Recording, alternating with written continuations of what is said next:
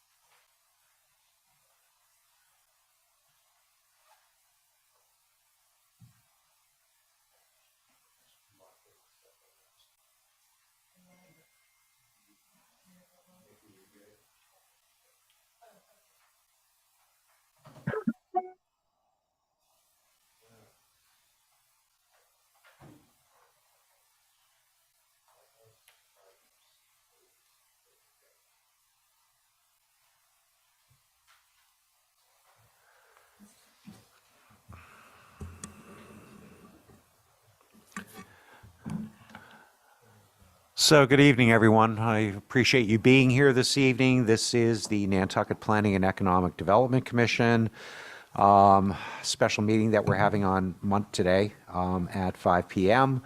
I need a few minutes just because it's been a while since we've met in hybrid. So, commissioners, do me a favor at this point. As you're getting in, I know you want to see the people on Zoom as much as I do, and the screen is behind us, so do me a favor as you dial in. I'm going to ask you to please mute yourself, first of all, so that there's no audio echo, as well as I'd probably suggest trying to eliminate the video version as well. So if you could just do that for those commissioners present, that would be appreciated.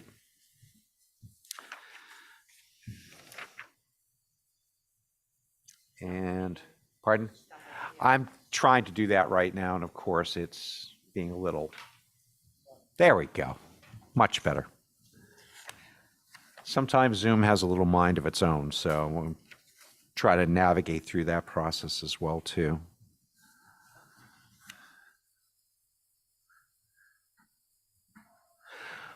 Okay, so let's get started at this point. Thank you, everyone, for being here tonight. I know the weather's been a little rough and agitated out there. Some people are going to be joining us by Zoom since they got caught off island. But I appreciate you being here tonight, and I'm looking forward to what you all have to say with things. So let me say that for myself and on behalf of the commissioners who are here as well. We have to go through the script, which is not unusual for a Zoom meeting, so allow me to do that. We are using Zoom for this meeting, which allows for the public to participate in the meeting as an attendee. The chair can request that members of the public provide their names for purposes of keeping accurate minutes of the meeting. Attendees must register to participate. The registration link is unique to the meeting.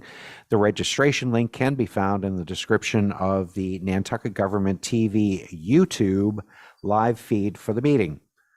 Attendees will join in listening mode. They can click the raise hand button if they wish to speak. The chair will call on those who have raised their hands in the order they were raised. All questions should be directed through the chair. As a preliminary matter, this is Barry Rector as the acting chair of the current NPNEDC.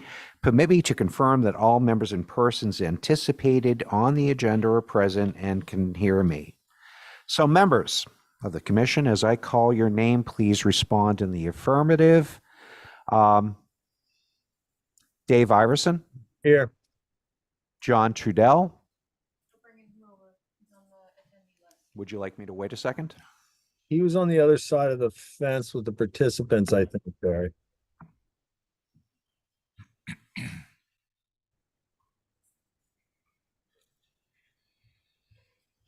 Thank you, Megan. John Trudell, are you there now?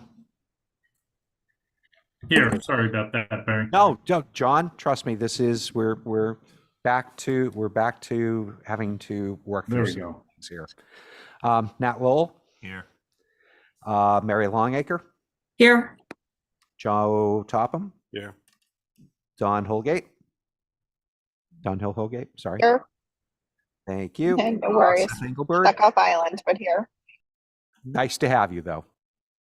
Seth Engelborg, I'm here. thank you. Bert Johnson, Here. Christina Jellamy, Here. and Wendy Hudson. Lovely. Thank you all for being here tonight. That is a full board.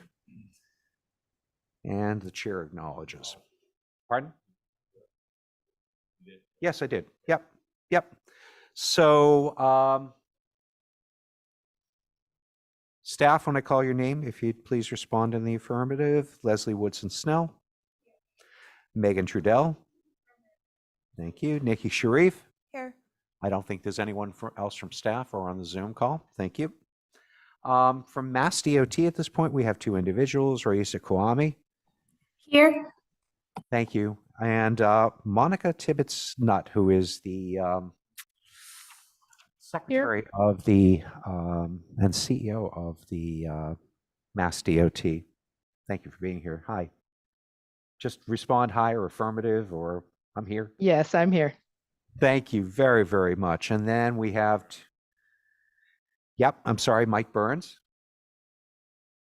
I'm here. Good. And then we also have from Town Council tonight, I believe, John Giorgio. Barry, I think town council's coming on later. He'll come on later? Yeah. Okay, thank you. And Janelle Austin. Good evening. I'm here. Thank you. No problem. Thank you for being here tonight. And I believe that concludes the roll call.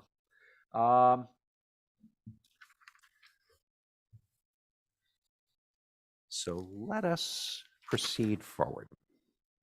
So good evening, everyone. This open meeting of the Nantucket Planning and Economic Development Commission is being conducted remotely as well as in person pursuant to Chapter 2 of the Acts of 2023. Ensuring public access does not ensure public participation unless such participation is required by law. This meeting will feature public comment. For this meeting, the Nantucket Planning and Economic Development Commission is convening by video conference via Zoom app, is posted on the town's website, identifying how the public may join. As well, we're here at 4 Fairgrounds Road, meeting in person. Please note that this meeting is being recorded and that all attendees are participating by video conference. Accordingly, please be aware that other folks may be able to see you and to take care not to screen share your computer. Anything that you broadcast may be captured by the recording. All supporting materials that have been provided of this body are available on the town's website unless otherwise noted. The public is encouraged to follow along with the posted agenda unless I as the chair note otherwise. We're going to turn to the first item on the agenda. Before we do so, permit me to cover some ground rules for effective and clear conduct of our business and to ensure accurate meeting minutes. I, as the chair, will introduce each speaker on the agenda. After they conclude their remarks, the chair will go down the line of members, inviting each by name to provide any comment, questions, or motions. Please hold until your name is called. Further, please remember to mute your phone or computer when you are not speaking. Please remember to speak clearly and in a way that helps generate accurate minutes. For any response, please wait until the chair yields the floor to you and state your name before speaking.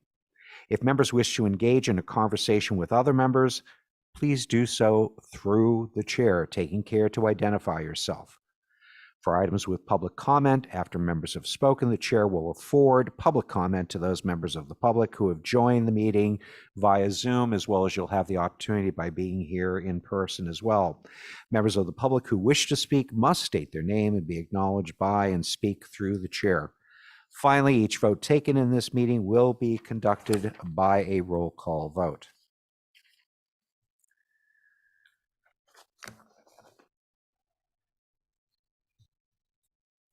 So we have established that a quorum is now available at this point. There is an agenda in front of you at the moment. I would appreciate. Motion to approve the agenda. Thank you. And do I hear a second? Motion's made and seconded. Excuse me, Mr. Chair. There was a correction that we needed to make on the agenda. I'm sorry. On the agenda, Yes, ma'am. This is the- time for discussion. the chair and vice chair election was listed for April 15th. It needs to be April 22nd. Duly noted. With that change, I'll make that motion. All right. Second. Both people concur at this point. Let's go through. And is there any further discussion on the agenda? Hearing none, let's go through the roll call vote since we have to do this because of Zoom. Dave Iverson, Aye. John Trudell, Aye. Nat Lowell, Aye. Mary Longacre, Aye. Joe Topham, Aye. Don Hill Holgate, Aye. Seth Engelboard, Aye. Bert Johnson, Aye.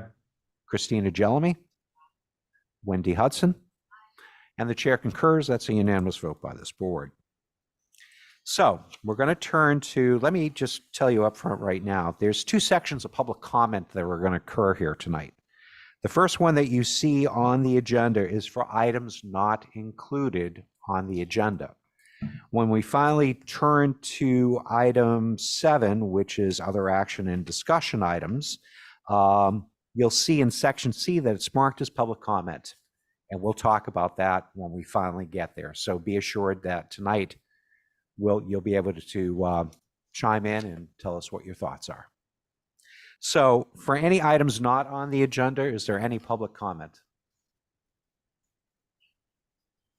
I do have Hillary Hedges Rapor on Zoom. Okay, for items not on the agenda, could you please bring her over?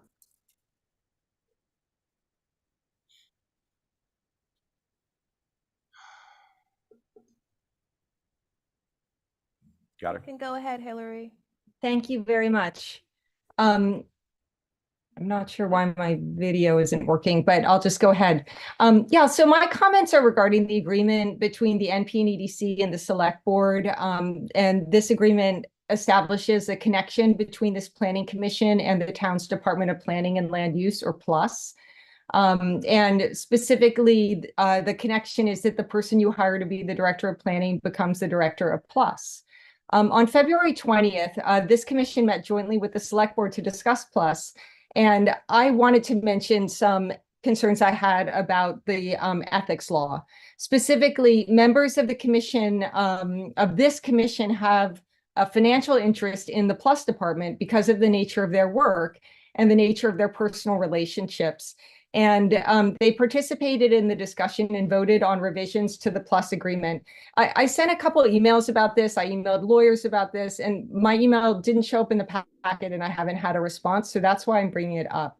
Mr. Topham and Mr. Trudell stated they have regular business with PLUS. They indicated their businesses rely on their ability to secure hearings and permits from PLUS, and they work with PLUS all the time, very positively. And I think they certainly have a financial conflict of interest, and they should have recused from that discussion, and they should recuse from future discussions about the Director of PLUS and PLUS operations, or they will be in breach of ethics laws. And I understand that this sounds harsh, and I don't mean it to be. I just think people haven't really thought about it, and it's just very important that we think about it and make the right choices. Don Holgate has a personal friendship with the Director of Planning, and a personal relationship can be a source of conflict of interest. It must be specifically disclosed either in the public meeting or in advance. So my question is, has Mrs. Holgate filed a written disclosure with the town clerk ahead of time, disclosing her personal friendship, or if she doesn't believe she needs to disclose it, I'd appreciate that being indicated. If she does need to disclose it, it needs to be in the meeting. So I hope that the commissioners will be aware of their conflicts and recuse from discussions where they have a conflict of interest regarding PLUS. Thank you very much. Thank you very much. Can we comment I on that? appreciate it. Can we comment? No, I will have you hold for a second, please, because this came to our attention just about 24 hours ago, and we did have a conversation with town council on this as well. I'm sorry, I'm kind of a first name person at times, so you'll forgive me a little bit. Janelle, do you want to comment on this, and then we can determine what we want to do with the individual commissioners? Sure. So in my opinion, public comment is really an opportunity for members of the public to share their thoughts, opinions, or comments with the members of the commission. There's no obligation under the open meeting law or under constitutional principles to respond to public comment. It's up to the chair essentially whether or not to respond to public comment. So I would defer to the chair in terms of any members that would want to respond to those public comments. Thank you. Thank you, and I do appreciate that. Best to have the legal perspective on things. So I'll leave it to the board for a minute, but specifically if anyone's going to say anything, I'd appreciate the individuals who Ms. Hedges-Rayport has indicted in the process. If they want to say anything. Pardon? Half the island, Nat, when you think of it that Nat, way. thank you.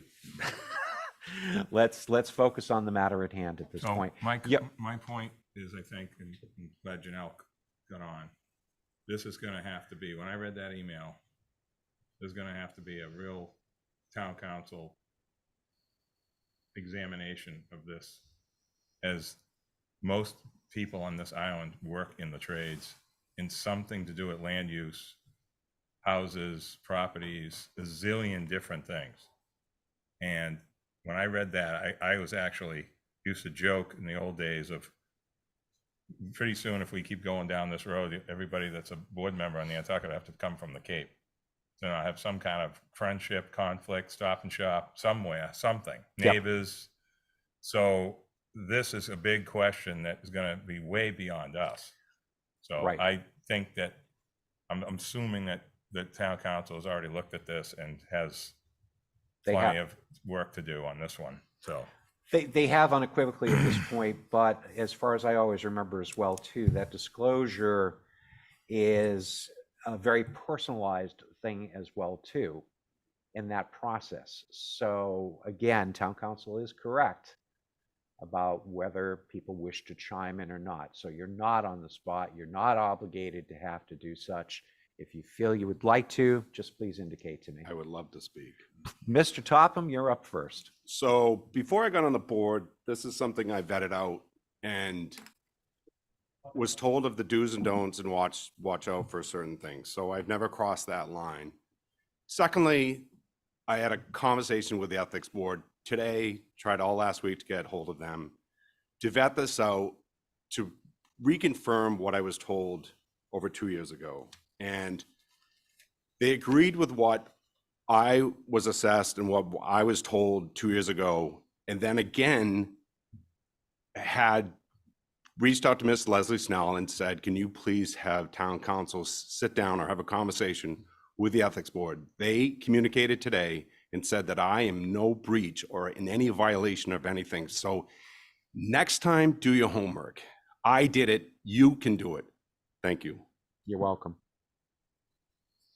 Is there anyone else who'd like to comment on this?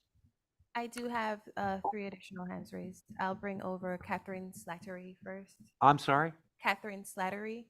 Okay, if it's about a different subject, but I'd probably like to hear if the 2 commissioners had anything. I thought I saw Dawn's hand up and I thought I saw John as well too, but not to put you on the spot. John, you're probably a little bit more difficult since you're on Zoom, but I'll allow you to go first and then I'll turn things over to Dawn. Thank you, Mr. Chair. Just quickly to respond, in my type of business, a licensed realtor in real estate and also a licensed construction supervisor. When I took the position of in the planning board, or actually got elected to the planning board just about 9 years ago, obviously anything to do with land use development, I have to walk a fine line because it really does tie into both my professions. So what I try and do is separate myself from anything that is controversial, that it directly involves anything that I do.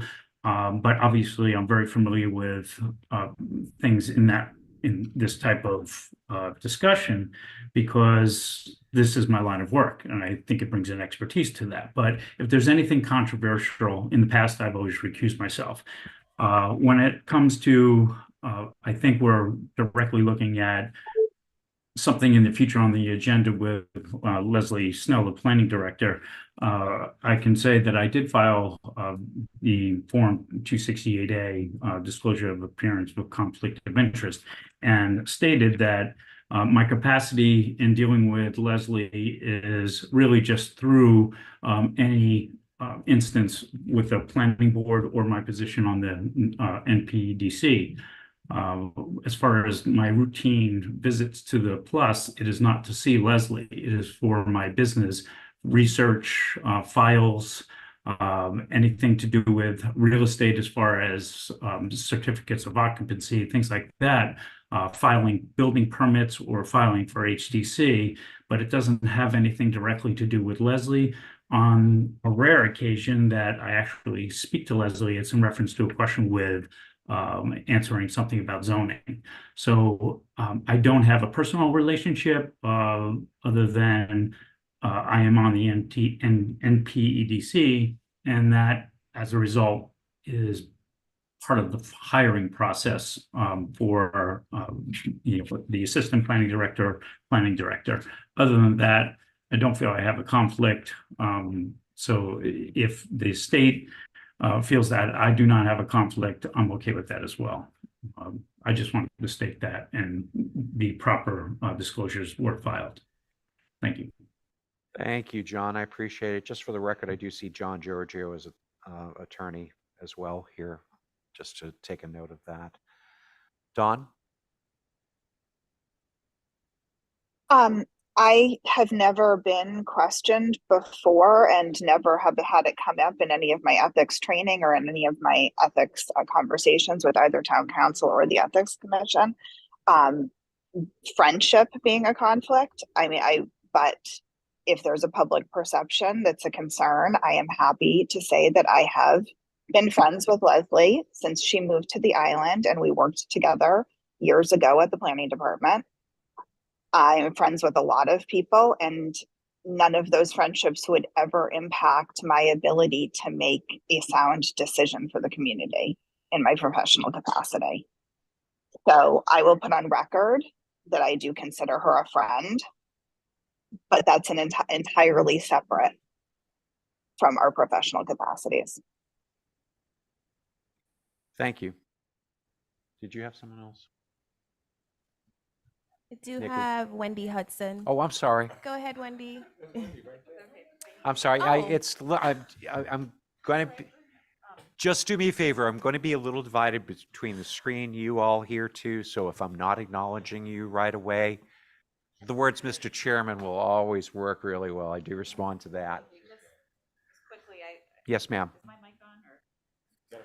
Press the little button there, there we go. and I would bring it closer to you as well. Okay, thank you, Mr. Chair. Just quickly, just the task at hand. Being friends is, hard in this island, small town politics. I think it's really tough, as been established. I would say that if this was a letter that had been submitted, I'm not sure why it wasn't in the packet, and that would concern me. It sounds like some of you have seen it and some of us have not. So I just would hope to, in the future, have it, just want to make the point that. Yeah. Thank you. No problem. And I will clarify for the record at this point, we received that it's as an email yesterday that was distributed not just to the chair, but it was also distributed to town council as well too, as well as to Megan and Leslie. So I'm sorry, this was in very short order on a Sunday, nonetheless. Okay, just making sure that everybody in the public as well knows, and Hillary as well, the timing to get it into the packet in a timely fashion. Correct. I sent it twice, and Excuse me. I did send the letter Hillary, before last excuse me. Monday's meeting. Thank you. I'm not going to fight over you at this point. Every comment is meant to be directed through the chair. This is not a back and forth. So if you would like to speak, you can please you can please raise your hand and do that. I'm fine. Thank you. Okay. Thank you, Wendy. I appreciate it. The more clarity on everything for all sides is helpful. So I appreciate that, Mr. Chair. No problem. And I want to do full disclosure with you so that you understand that if this had been beforehand, that would have been a whole different thing. Thank you. No problem. Mr. Chair? Mr. Chair, could I clarify that? Excuse me. Thank you. Is there a hand raised? Yes. No, through No. Nick. Yes, I do have Hillary along with 3 other participants. All right, no problem. Thank you. Mr. Topham, I'll let you go first. I did not see an email. I just assumed there would be some accusation of this tenor, so I decided to get ahead of it, and that is why I had called the ethics board and then reached out to Ms. Snell and then had all of a communication and verify that I was fine. So I did not see an email. Thank you. All right, thank you. I appreciate it. Who else do we have? I have Ms. Rapor, I have Catherine Slattery, Erica Mooney, and Charles Stott. Okay, so from the people we haven't heard yet, who is up first? All right, so please, Ms. Slattery, good evening.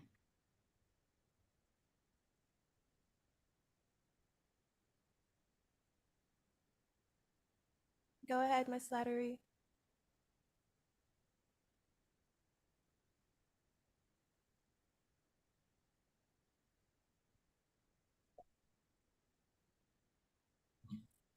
Ms. Slattery?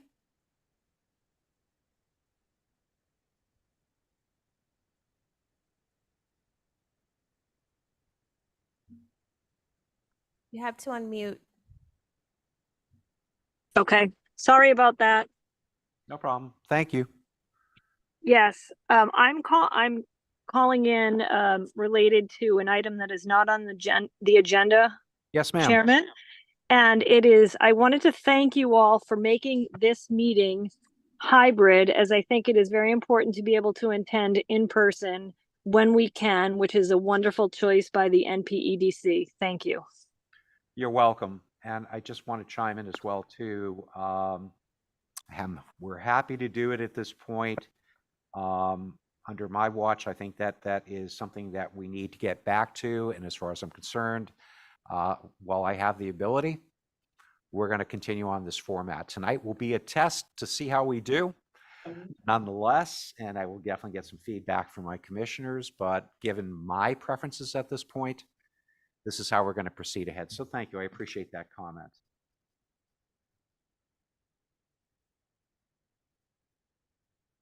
What do we got next for us? We have Erica Mooney up next. All right, please. Erica, good evening. She's coming over. I know it takes a second.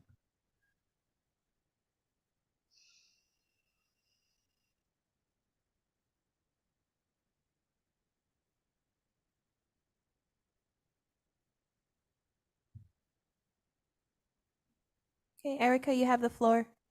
Oh, sorry, I was muted. This is nothing to do with your agenda. It's more process in terms of the people that are there. If you could please not lean back in your chairs and please bring your mics close to you so that the people at home watching can hear you clearly. And that goes for staff as well as board members. That would be awesome. Thank you. Oh, I appreciate that. Good. It's nice to get a little technical feedback as well too. Charlie's here and I know he'll keep us on track as well too, but unfortunately, since we're back to this process, you almost have to be on top of your microphone when we do this. And it's a good idea too, that when you're done speaking, push it again, make sure the green light is off as well, because it will pick up just about everything that you say or articulate in the process. Thank you. Thank you. So thanks, Erica. Mr. Stott was up next, I believe? Yes. Thank you. Charles Stott, you have the floor.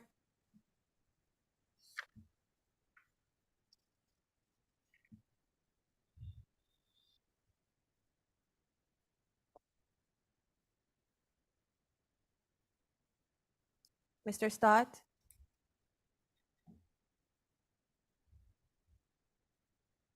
Have to unmute.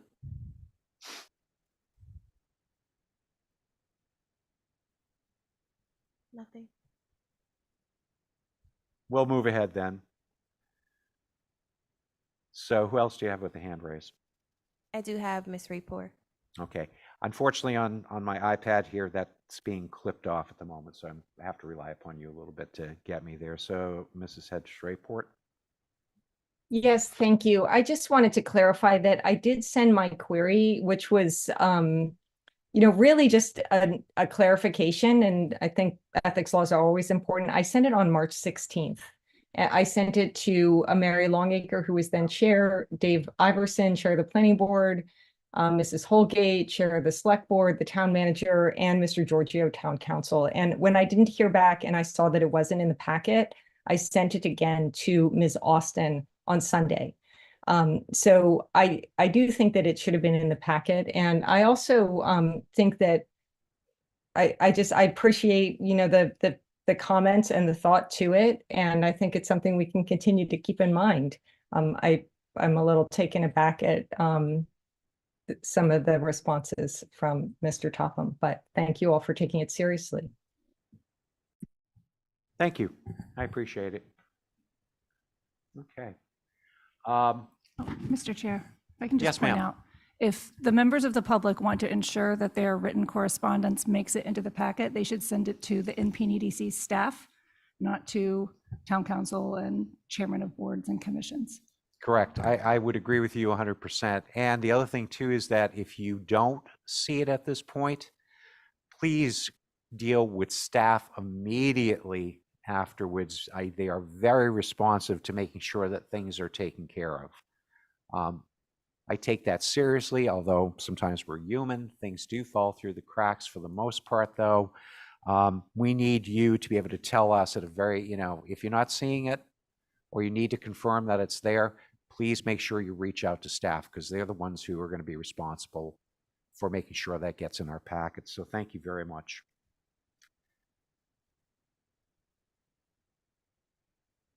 Charlie, excuse me. Hi. Yeah, no, I need you. I need you for a second. I know. My God, I'm taking you out of the NCTV booth here. The audio is a little muffled in here, so I don't know if you can maybe, yeah. Thank you. Yeah. Thank you. Yeah, did Mr. Stott ever come back or not? No. Okay. All right. So we're going to proceed ahead at this point. Thank you, everyone, for your comments. We have minutes from February 20th, 2024 and March 4th, 2024. Now there's an echo. That's the beautiful part about audio.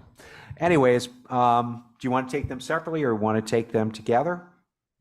There were a few comments. Mr. Chair, if we could take those separately, I'd like to recuse from the March 4th that I did not attend. Yeah, I'm happy to do that, Mr. Trudell. So on the minutes of February 20th, 24, we received a few comments about some errors that needed to be taken care of at this point. Are there any additional comments, suggestions, corrections?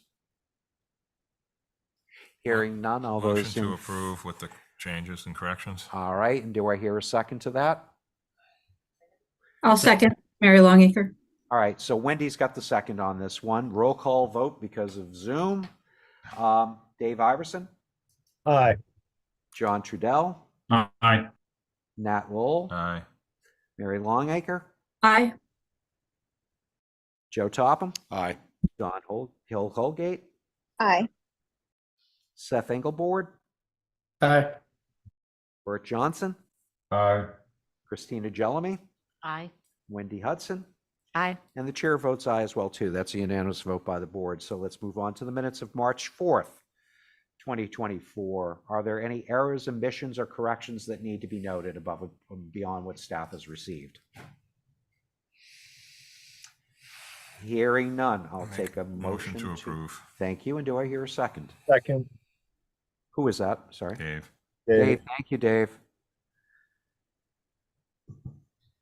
So the motion's made and seconded. Roll call vote for approval of the March 4th minutes. Dave Iverson?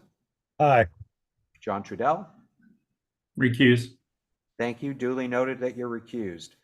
Nat Lowell? Aye. Mary Longacre? Aye. Joe Topham? Aye. Don Holgate? Aye. Seth Engelboard? Aye. Okay, Bert Johnson, Aye. Christina Jelemy, Aye. Wendy Hudson, Aye. and the chair votes in the affirmative. That's a 10 in the affirmative, 1 recused. Thank you. That brings us to our next thing. Mr. Burns, you are going to be up here in just a second. So we have a few things that we need to kind of work through in the process. This is a typical part of our agenda, is to deal with transportation actions that need to happen. We have with us tonight the MassDOT Secretary and CEO, Ms. Monica Tibbits-Nutt. And she's going to talk to us for a few minutes. So, Mike, do you want to tee up the moment with her here, and then we'll just turn it right over to her? I will, but it's going to be very brief. Secretary Tibbits-Nutt has made herself available to meet with each of the regions in the Commonwealth. I think this is a good opportunity for some sharing of priorities locally and statewide. So with all that said, I'm not going to take too much time. Secretary Tibbits-Nutt, please go ahead. Thank you. And thank you all for having me here tonight. I really appreciate you giving me a few minutes here. As you all know, the work this decision-making body makes is incredibly critical, especially to the transportation system on and around Nantucket. As this administration has talked about, we really are focused on equitable transportation and making sure that we are focusing on the entire Commonwealth. As many of you know, a lot of the projects and a lot of the discussion over the last, several decades has really been focused on the Boston metro region. And as we are looking at housing patterns, looking at employment patterns, we want to make sure that we are actually going out to all of the regions. So I appreciate being able to be here with you tonight. Since being sworn in last September, I've had the opportunity to work with many stakeholders and communities on Nantucket. We've accomplished a great deal. For example, MassDOT has worked closely with the Nantucket Planning and Economic Development Commission for them to submit a letter of support to the US DOT for funding of the Cape Cod Bridges program. We're here and have been supporting the implementation of Nantucket, Martha's Vineyard, and Franklin Region Safe Streets for All action plan. The steps laid out in that plan will guide the region's safety endeavors. We've worked with the NRTA and MP and EDC to electrify the NRTA fleet. This is a climate goal and priority for the NRTA, the MP and EDC, and MassDOT. I look forward to continuing to work with you all to improve the transportation system in this region and throughout the Commonwealth. We want to ensure social and geographic equity, reliability, and safety across the state. It is also critical to recognize the important work the Healy-Driscoll administration is doing in the area of climate action. That's why I'm moving forward and standing up the first ever Office of Transportation and Climate Planning and Policy. This is a shared service responsible for setting operational standards for both MassDOT and the MBTA. Nantucket's commitment to safety is clear in all the work you do and is evidenced by the recent approval of the PM1 safety targets for 2024. The planning work you do will be critical to ensuring we are moving forward as a Commonwealth to achieve our safety goals and achieve Vision Zero. I want to, like I said, just take another opportunity to say thank you for allowing me to be here tonight. I don't want to take up too much time. I know you have a very packed agenda. So thank you all, and I appreciate being able to join you, especially having this virtual option. So thank you. Sorry, no problem. Thank you very much for attending. It's really nice to hear from you, and hopefully we'll have an opportunity to work more with you in the future as well. So thank you so very, very much. Mike, anything else you want to add in on this? No, Mr. Chair, thank you.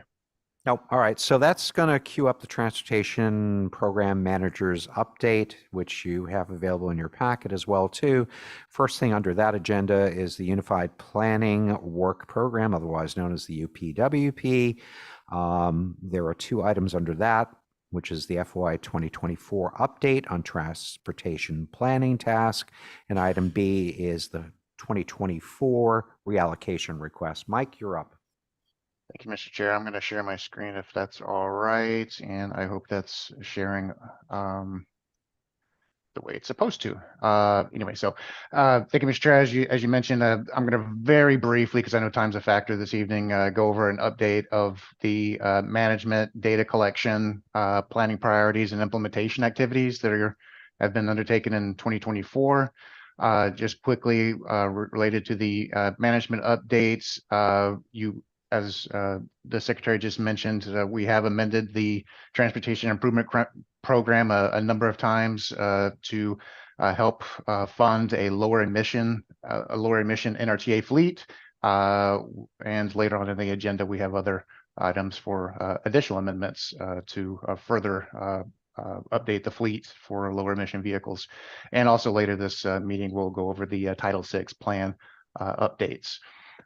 With respect to data collection, as you all know that we've shared reports from the one permanent traffic counting station that we have at Goose Pond Lane and Orange Street, showing 3 years of reporting from on 4th of July weekend as well as Labor Day weekends.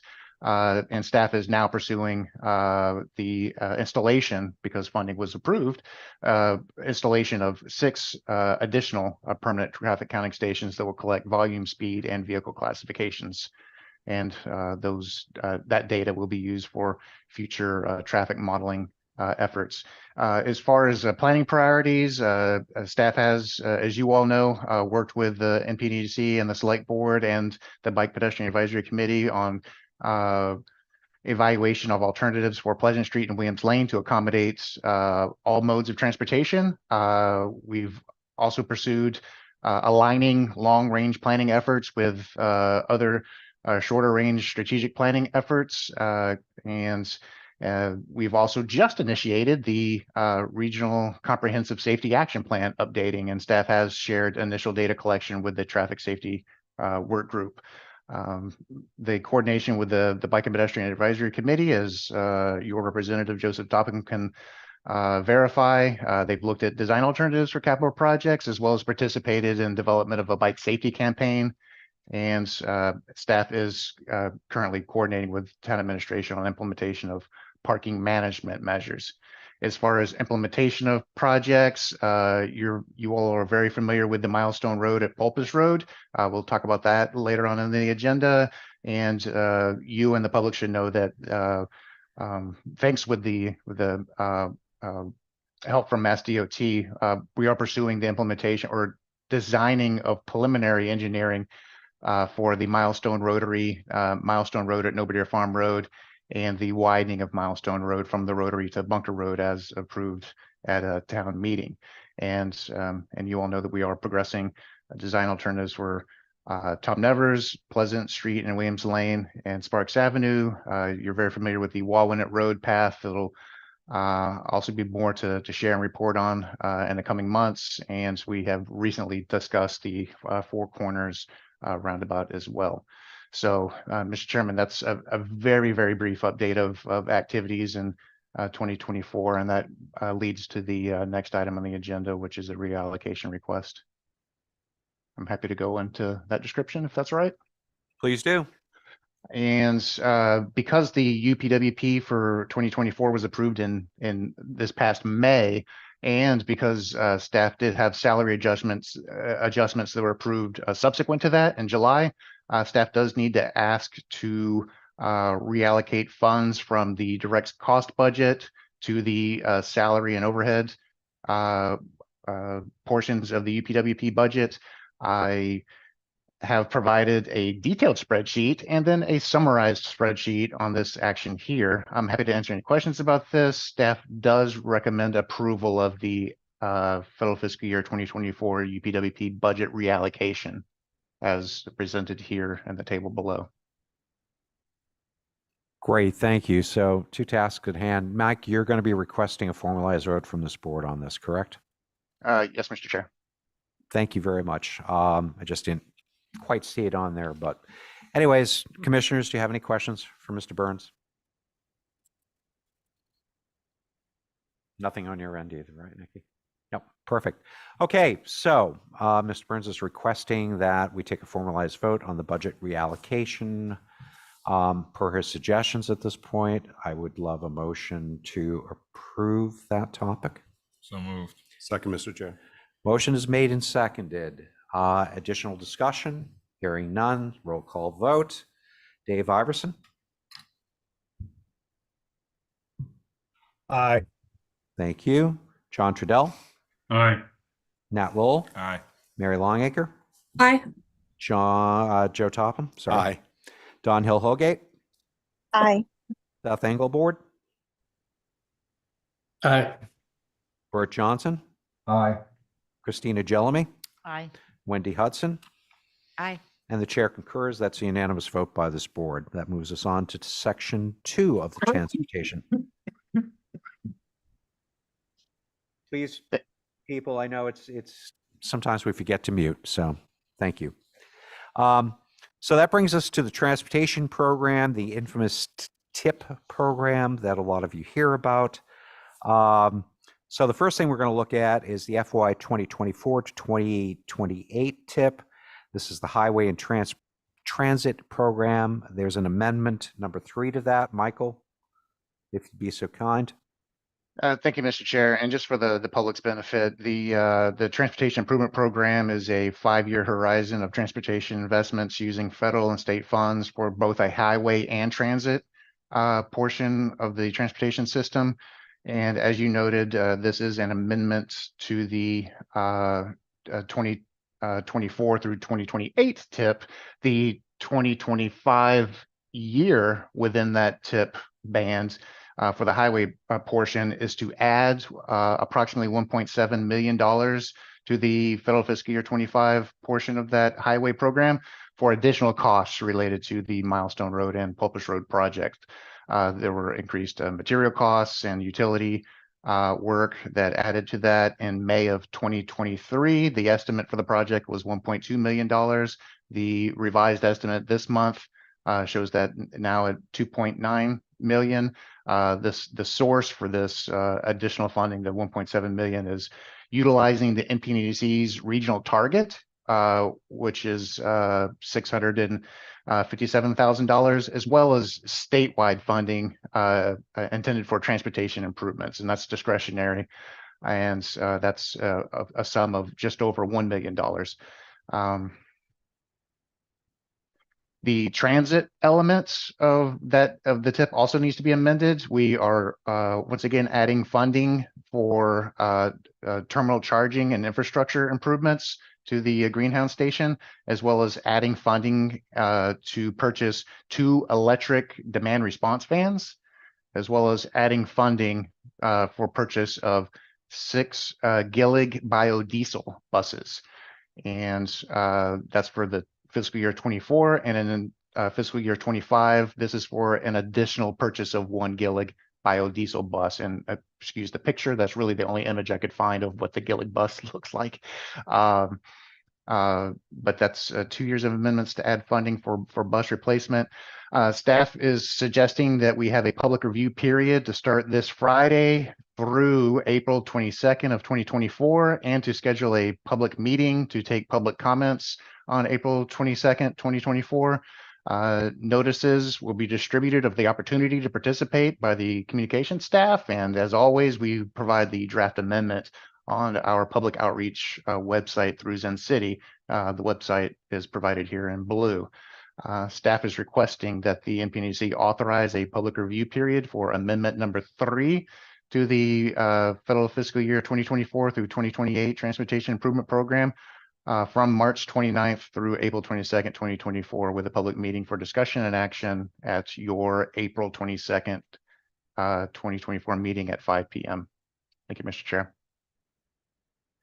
Thank you. So you've heard from Mr. Burns. I think you are hopefully all clear on the action that needs to take place from this commission. If you're not, otherwise I'll take a motion to approve what Mr. Burns has brought up about opening and then dealing with this on our April 22nd meeting. So we're opening the public review period, Mike? Is that what? Yes. Okay, I'll make that motion to do that. I'll second it. And Mike, just so the 2 people are aware too, that we'll be dealing with this on April 22nd, correct? Say the one, I missed that. I'm sorry, Michael. So really, it's a two-action process: is to open the review period, and then there'll be a public meeting on April 22nd. Those are the two things you're requesting from us right now, correct? Correct. Open the public review period, and then on the April 22nd meeting, you'll take action to close the public review period and to approve the amendment number 3 at your All right. April 22nd meeting. So hopefully the two people who made the motion at this point are in agreement with Yep. that. Good. Yes. So for discussion, Wendy, hi. Hi, Mr. Chair. I just wondered if there's more information available somewhere, perhaps on that website about, especially that bus. I don't remember seeing that Gill Lake bus. I apologize if I've missed that in the past, but that one's new to me. I'm laughing at the out of service. It's just funny. Oh. But I just am curious what its intent is, et cetera. I guess I had one other comment about the change. Was that an alarming jump in estimate from 1.2 million to 3 in that other? I think we've lumped this all together a little bit. I apologize if that's out of order. That's okay. No, that's fine. Let's, I mean, things aren't always perfect in terms. So Mike, can you answer the question for Wendy? Yeah, Mr. Chair, if it's all right, I can provide more detail at your April 22nd meeting on the vehicle model and different specifications on that vehicle. It is a biodiesel bus, less than 30 feet in size, and I can provide more information and probably better photos at your next meeting. Regarding the cost escalations, I really don't have the details of the May 2023 estimate that were provided. It was very likely that the office estimate used stale material costs for that.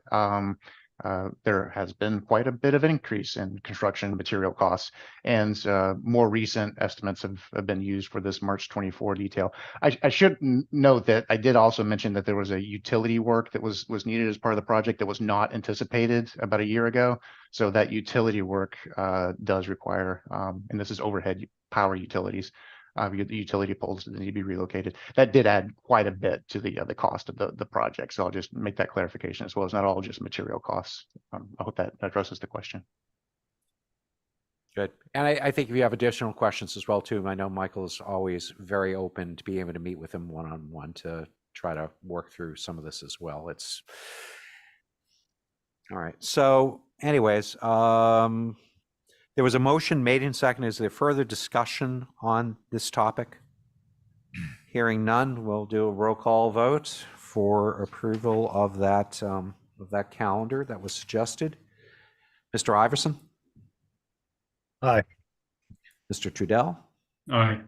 Mr. Lowell? Aye. Ms. Longacre? Aye. I don't know why I got so formal all of a sudden. Joe Topham? Aye. Don Hill-Holgate? Aye. Seth Engelboard? Aye. Bert Johnson?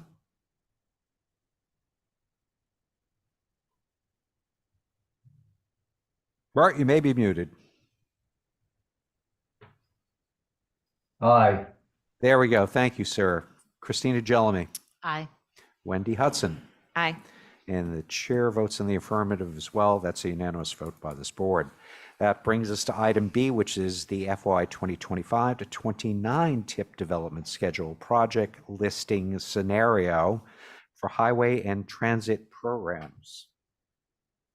Mike? Thank you, Mr. Chair. And this is for our development of our draft tip for the coming year. The first program that I'll briefly discuss is the highway program, and there's a table of years that are provided here from 2025 through 2029.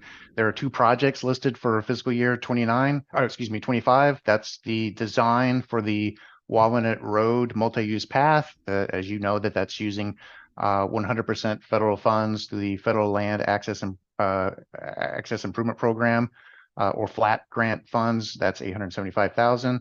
And as you just heard a description for the intersection supplemental costs for the intersection improvements at Milestone Road at Pulpus Road. And that's using 2 years of funding, 2024 and 2025. The balance of the years through 26 through 29, there's no regional project programs. I will note, as described at the very bottom of the slide, under other activities, that there are design improvements, as I mentioned earlier, for Milestone Rotary, the Milestone Nobody Farm Road intersection, and the widening of Milestone Road. There's preliminary engineering that's going to initiate soon on those projects, and if any of those projects are ready during this time frame through 2029, those projects could be potentially programmed in to use those funds. And if not, there is the option, which we've done in the past, of flexing those highway funds to the NRTA as part of the transit program for fleet replacement. And just to share with you briefly, the map that MassDOT provides on this transportation improvement, you'll notice some faint green lines on this map in some different areas. Those are previously completed projects using that we partnered with MassDOT to complete, and the areas in blue show the 3 different components of the Milestone Road projects: the Rotary, the widening of Milestone Road, and the Nobody Farm Road intersection as well. For the transit program, I did try to summarize all of the different costs that are on the next slide into this more succinct bullet pointed array of budget items. And I did send these in magnitude of cost going down. The highest fund request is for workforce housing, $4.6 million. That's for staff of the NRTA to accommodate their workers, and then operations, vehicle replacements, facility improvements, and the rest down to marketing are also provided with those funds over the 5-year time frame. And this is the more detailed array of the 5-year funding budget, which I did summarize. I will note that you will be asked at your April 22nd meeting to approve a public review period for the draft TIP. That review period would run from April 26th through May 20th, with an approval at your May 20th meeting. Mr. Chair, no actions being requested. This is purely informational to show you the array of projects that are that would use federal and state funding, and I'm happy to answer any of those questions if there are any. Thank you. Thank you, Mike. I appreciate it. Any questions for Mr. Burns so far? Moving on, that brings us to the Title VI plan, the acceptance of an updated plan. Thank you, Mr. Chair. Just so the commission and the public knows that the NPDC is obligated to ensure that no person is excluded from participating in or denied the benefits of the services of the region based on race, color, and national origin, as protected by Title VI of the Civil Rights Act of 1964. And anyone who believes that there is an active discrimination in the program or activity may file a complaint with the NPDC's Title VI coordinator, who is also serves as the director of planning. Just so you know, that the NPDC did update a Title VI plan to share our complaint procedures, as well as Title VI demographics and other information. That plan was completed in January 2023. It was reviewed for comments by MassDOT. Those comments were provided, and staff has addressed those and has presented them for this meeting. The result of that updating or addressing of comments has resulted in an updated website, a Title VI plan webpage, which the website is provided there in blue. That does provide a bilingual complaint form, as well as a bilingual website for the public to review the materials and the procedures for issuing a complaint. And just to run through quickly what the complaint process is: anyone who feels like they have been experienced discrimination during this our planning processes was asked to submit a complaint to the Title VI coordinator. The Title VI coordinator does provide some recognition that that complaint was received and that they will review that complaint. There will be interviews and other coordination to verify that there actually was a violation that occurred.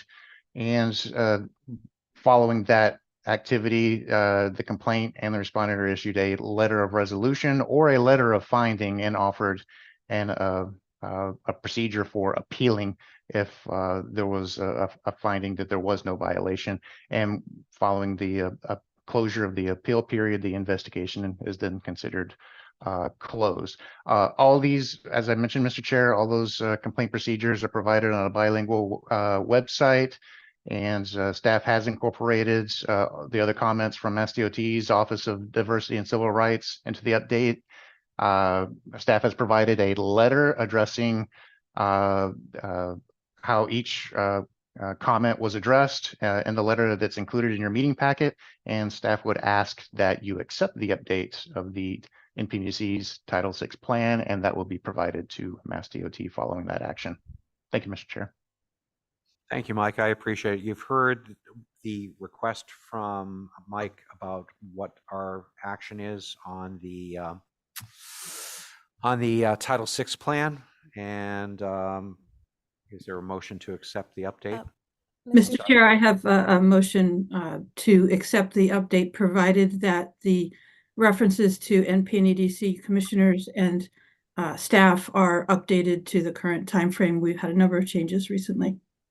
Great, no problem. Thank you for the due diligence of checking through that as well too. I appreciate it. So there's a motion on the floor with changes as Mary has suggested. Is there a second to that? Second.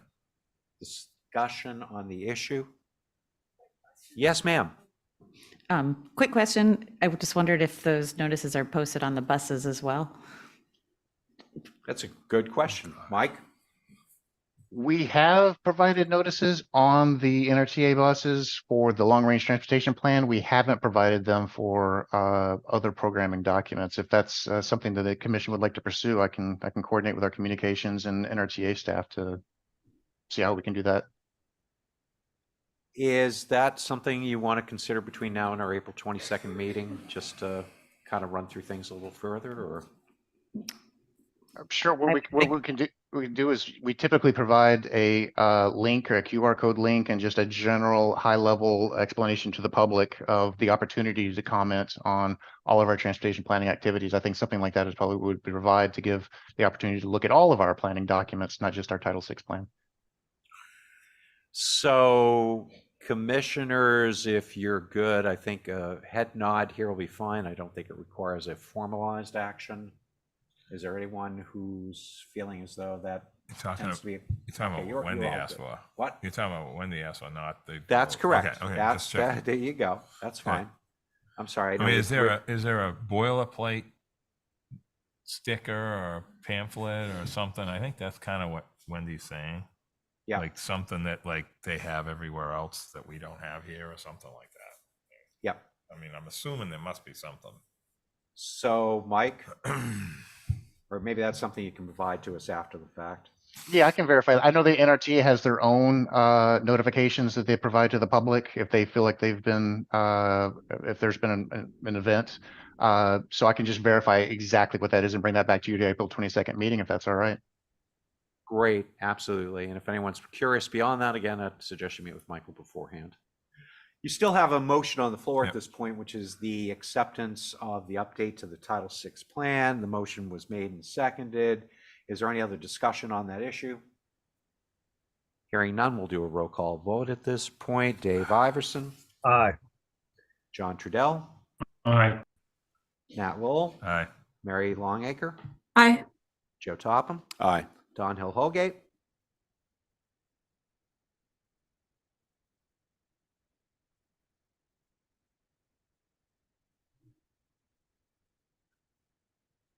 Yeah, I know. The internet is a little sketchy at times.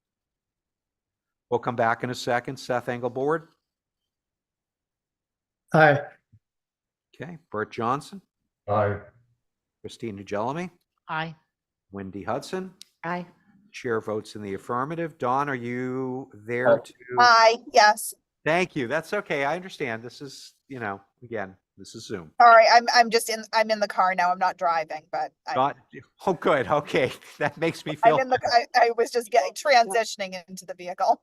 Dawn, that's fine. You don't have to elaborate. It's fine. It just, that happens. It's all part of life. So that's a unanimous vote by the board, and that should conclude our transportation discussions that we have available to us. Thank you, Mike. Mr. Chair. Thank you. All right, that's going to bring us into other actions and discussion items. So we've got a few things, and then we're going to hit public comment. And I might just want to see where that's going to bring us. So let's dispose of items A and B on the agenda.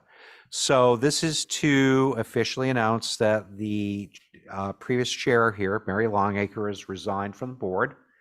And I'm sorry. The chair. As chair of the board, I'm sorry. I'm sorry. I'm thinking ahead here a little bit, and God forbid that I do that at that moment. I made that mistake.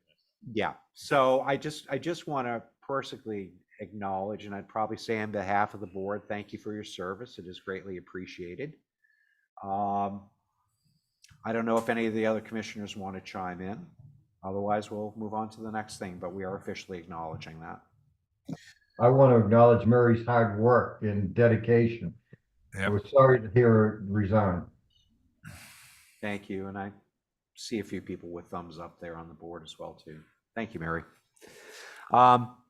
So what that's going to bring us to is that on our April 22nd meeting, we are going to elect a chair and a vice chair until our regular annual meeting. If anyone is interested in either of those, I'd please ask you to submit a letter of interest to Leslie, and she'll compile that information from there to our April 22nd meeting.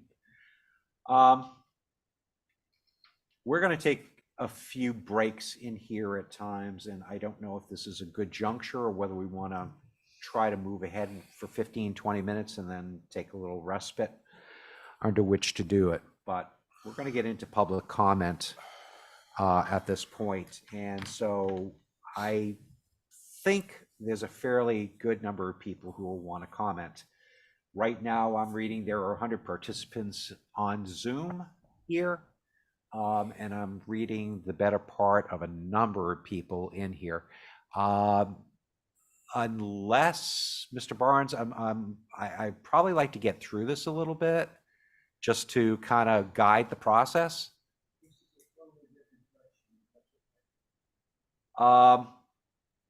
Let's see where it goes. I'll allow it, but you're already gonna help me preface what we're gonna do. So as we get into public comment, as you see, Mr. Barnes is now getting up very nicely at this point and approaching the microphone. So anytime anyone in the room would like to do it, I'm going to ask you to approach one of the two microphones. Just like we told our commissioners, you're going to have to be real close and personal. Curtis Barnes, and you won't believe this, but I'm curious if NRTA is going to electric buses. What are the biofuel buses for? I didn't understand. I'm just curious, what are they going to be used for? I'll put it to this way, Mike. I really would like to get into the public comment phase. We're a little out of sync with things. If you can do 30 seconds, that's great. And I am holding you to 30 seconds. Otherwise, I'm going to really encourage Mr. Barnes to have a meeting with you to chat about it. No, I'm just curious. Yeah, no, I know you are. I know. There's a lot we're going to try to get through tonight. Thank you. But this is off that other subject. Yep. You think you can do 30 seconds, Mr. Burns? I'll try to keep it under that. Just briefly, there is going to be a mixed fleet of electric and biofuel vehicles. The short answer is the electric vehicles may not have the range to operate a full day on some of the longer routes like to Sconset and to Nantucket. So the biofuel is one way to have one, low emissions, and number two, actually have the range for a complete day of operations without interruption. Was that 30 seconds? Thank you. Ms. Charity. Good evening. Charity Benz. I want to thank you for complying with the Attorney General's order to release the minutes of executive sessions and other documents for this meeting. These have shed light on how the open meeting law was violated through a back room. Charity, yes? Excuse me, I'm so sorry. I'm a first name person. I apologize. If you know, are you starting public comment? Oh, I thought that was what No, where no, we no, no, were. no, no. I haven't even gotten there yet. I'm so okay. close, though. Trust me. Well, and I promise we'll acknowledge you. I just wanted. I'm sorry. Thank you. This is why I was a little cautious with Mr. Barnes there, but he always brings some good information to us to have to deal with. So I'd really like to talk for just a few moments about what public comment is going to look like here, and then you'll hear me officially announce that we're going to open things up for the process. So I've already asked you at this point to please use the microphones if you're here in person. Again, just because of the way the system works, you're almost going to have to be on top of the microphone under which to do it. There will be a 3-minute per person time that you're allowed, and I'm going to hold tight to that 3 minutes with that because I think we're going to have a number of different comments that are out there. At a minimum, I'm envisioning a few hours of public comment in order to get through it and give you your due time of 3 minutes. Please recognize that this may be a lengthy process as we come to the conclusion of public comment. You may only have one opportunity under which to do this. So we aren't necessarily going to have, again, I'll have to gauge this a little bit, but we're probably not going to be calling on people again. This will be a one-time opportunity for you to say what you need to say. To keep things brief, if you agree with your neighbors with any of the things that have been said, I'm going to ask you to please just simply acknowledge I agree with Mr. Lowell, for instance, and leave it at that. We don't necessarily want to hear the same exact repetition of what's already been delivered at this point. If you have additional comments or ideas, please, I'm going to encourage you to come forward to do it. But please, I'm going to ask you to try to be respectful and not restate what we've already heard beforehand. That would be a big help. The last thing is, my commissioners, I'm going to ask you to please listen. Take notes.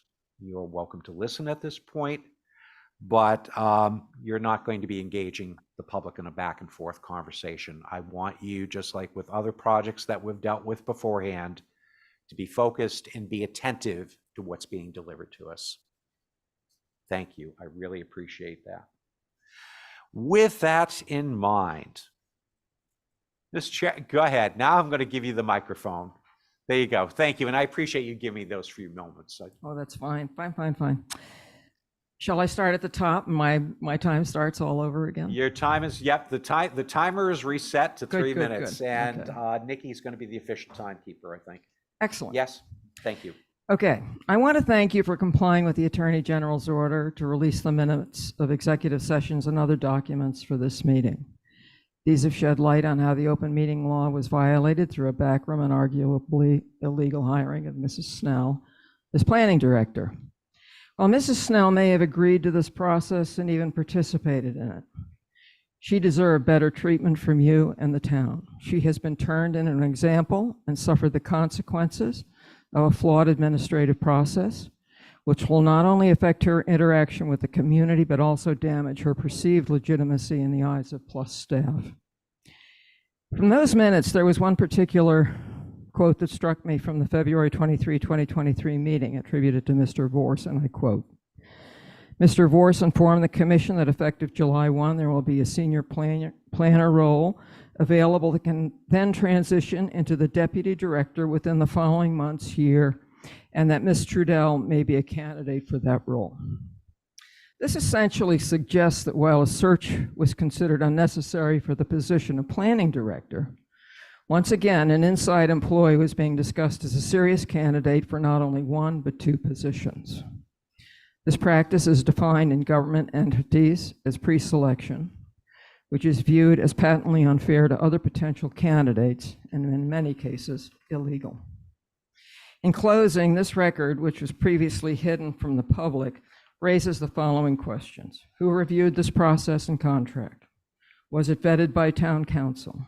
Was it seen and approved by the town's human resource department? Was it seen and approved by the town manager? The minutes stated that Mrs. Snell presented her contract herself in executive session. And that, if that is the case, which it must have been, who drafted Mrs. Snell's $175,000 a year contract. Was town council involved? Was the town's human resources department consulted? If the answer is no to any or all of the above questions, how can voters and taxpayers be certain that this contract conforms with town requirements, best practices, and the law, and is not a make it up as you go along proposal? There's only one way to remediate this embarrassing matter for both Mrs. Snell, the planning establishment, and Nantucket. Do not ratify a contract tonight, and instead post the position of planning director nationwide. Certainly one for which Mrs. Snell can reapply or apply for the first time. That is what should have been done in the first place. Had that been done, as is customary in almost any executive search, for which I've been involved in many, we would not be assembled here tonight to debate the actions of the NEDC, and Mrs. Snell would not have spent 8 months living and working under a cloud of uncertainty. Thank you. Thank you. I'll stick with the audience just for a minute. Does anyone else want to comment? Just raise your hand. Thank you. Good evening. Yes, you can move it. That's okay. Good evening. My name is Megan Boyce, and I'm just here as a concerned citizen. I did also write a letter via Ms. Sharif regarding this topic.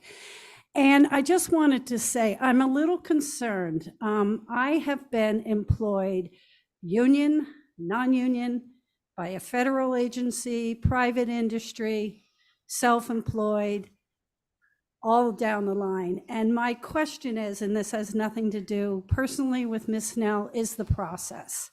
I think it's only fair to our community that this was done in a legal format. It is a snafu that I see that has happened, and it certainly is embarrassing for those that involved. But I think we could clear this up if the next right thing is done, and that is to do this process over again.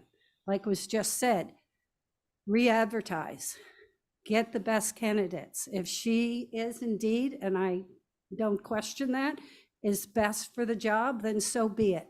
But the process has to be done legally and correctly if you want to have the trust of the community behind you. Thank you. Thank you. I'll take one more and then we'll try to go to Zoom here. Yeah, please go right ahead. Good evening. Hi. Susan McCarthy. Excuse me, everyone. Could you please mute, or Nikki, can you do it? Thank you. I just have a quick question about the actual. Just in your name for the record. Susan McCarthy. I said. Thank you. I know. Feedback. That's okay. Thank you. The decision that came down, my understanding was that the issue was more about the way that the notice was published, and that Ms. Snell's name wasn't listed on the notice of the meeting, not that she was being considered. And did I read that incorrectly? I'm just gonna very briefly state town council will address that. Okay, and when great. we get to that stage, which is further down, but I'm really trying to be a purist here of listening first, and then we'll respond. Okay. But thank you. Yep. Nikki, who have you got out there for us? Maureen Phillips. Okay, let's bring her over.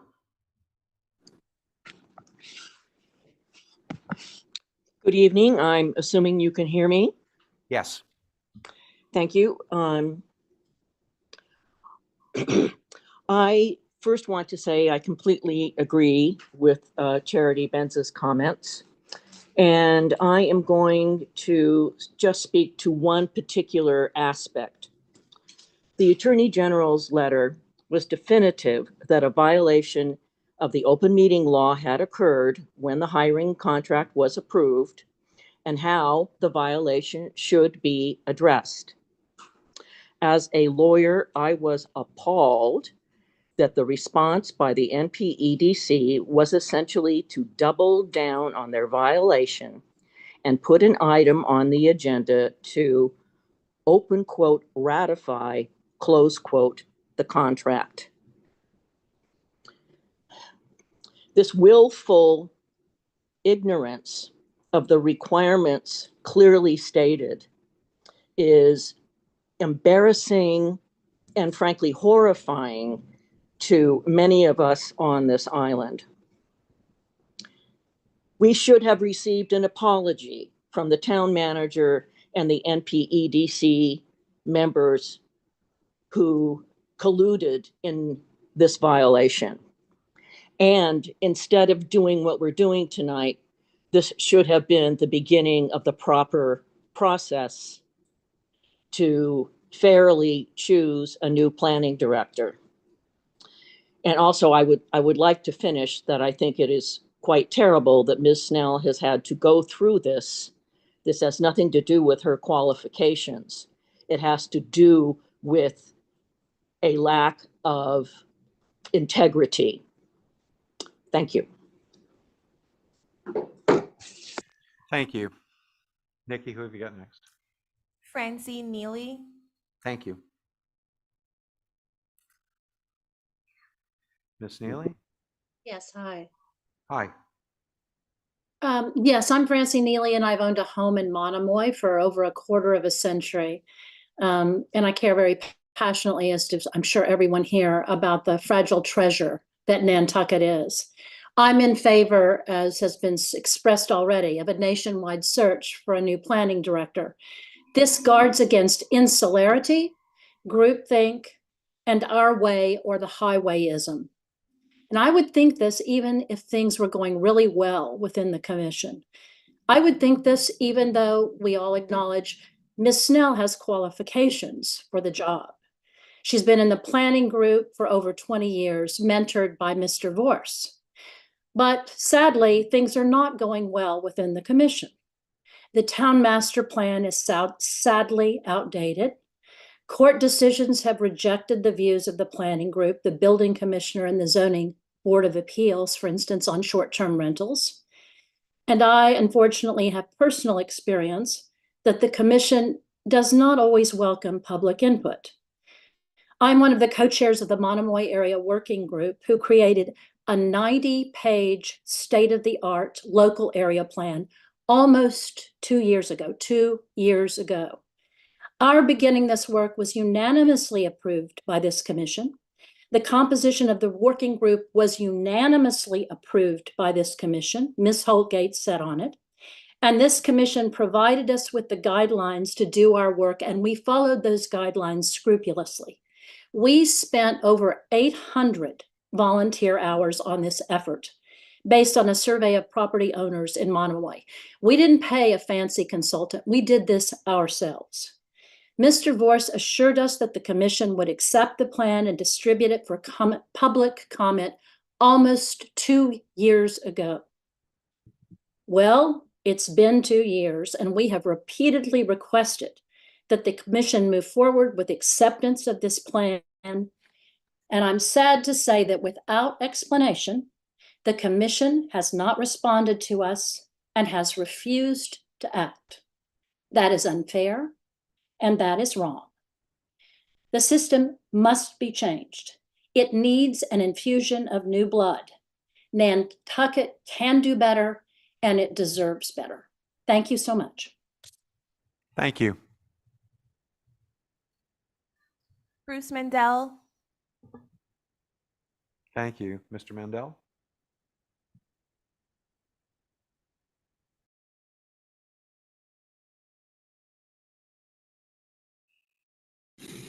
Am I okay to speak now, please? Yep. You're fading in and out a little bit. Hello? Hi, you're there. Oh, I'm sorry. I'll move close to my microphone. Many people have written to you about this process, and I just quickly wanted to speak about it in a way that I hope has some meaning. We would urge that we not ratify the agreement today because there are an awful lot of loose ends, we feel. And we would think that the commission ought to meet to review and update the director's job description which threads back to 2012 with virtually no changes in those 12 years. The development of the island, particularly at the west end, has changed dramatically in those 12 years. And we think the director's job description needs to reflect those changing circumstances. We also think that there ought to be a meeting with town manager and human resources to review whether a broad public search is warranted for the director. These are important issues. We're more than concerned by some of the conditions in the proposed agreement. And we think they ought to be discussed. You know, we've experienced very respectful consideration in most of our dealings with Ms. Snell, as well as the Nantucket Area Plan Advisor, Mr. Topham. And we would think those kind of respectful considerations ought to move forward. But we see things in the contract like references to a 40-hour work week. Good grief. We know that some of you put in more than 40 hours, and certainly the select board and Libby put in more than 40 hours without them dipping into overtime pay. These are kind of conditions that we don't feel very comfortable with. And, you know, I'm not sure if all management level employees of our town are getting or they're entitled to such benefits, but are we factoring this into what we're moving forward? We are also, as dramatic folks I've spoken to, and there are a lot of them, we're interested to learn how many other management level personnel have similar arrangements. Or is this unique? Will this set a precedent? So we'd like to find out about these issues before a final vote is taken. And I appreciate the fact that you're allowing the public, so many of us, to speak. It is a bit unusual for a candidate for a top management position to be the unedited, unamended offer of their own contract. We understand town council. Mr. Mandel, your 3 minutes are up. Oh, thank you very much. I appreciate your time. And we would, of course, we've written you many emails from the West End, and it would be nice to get responses to some of these emails on the record rather than just a thank you very much and move along. So thank we you. appreciate that. Please.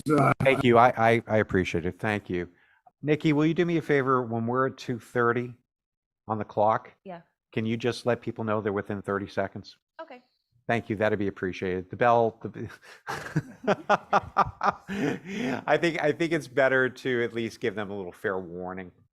Sounds and good. then we're at 3 minutes, because I want to be fair to everyone here at this point. Thank you. Go ahead. We have Burton Balkind. Yep. Thank you. Thank you, Chairman. Rector, Burton Balkind. I just want to say I completely agree with Ms. Phillips and Ms. Benz, and I think it's imperative for this commission to restore faith in the public by restarting this process. I think process is very important in a small town, and I think you guys all realize now that the process was corrupt. And when I mean corrupt, I just mean it wasn't properly done. I don't mean you have any ill intent. I just meant it was not done properly. And I would like you guys to start over again with this process. And that's all I have to say. Thank you very much. Thank you very much for your comments.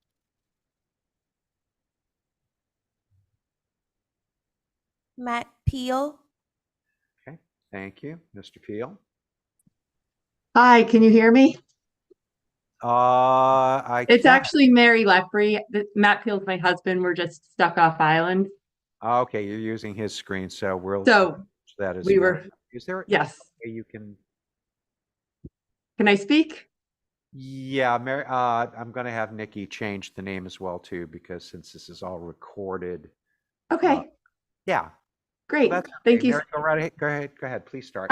So I'm hoping that you all had the opportunity to read my letter. I know that there were a lot of letters. I don't know if you guys have ever had this many letters in one of your packets.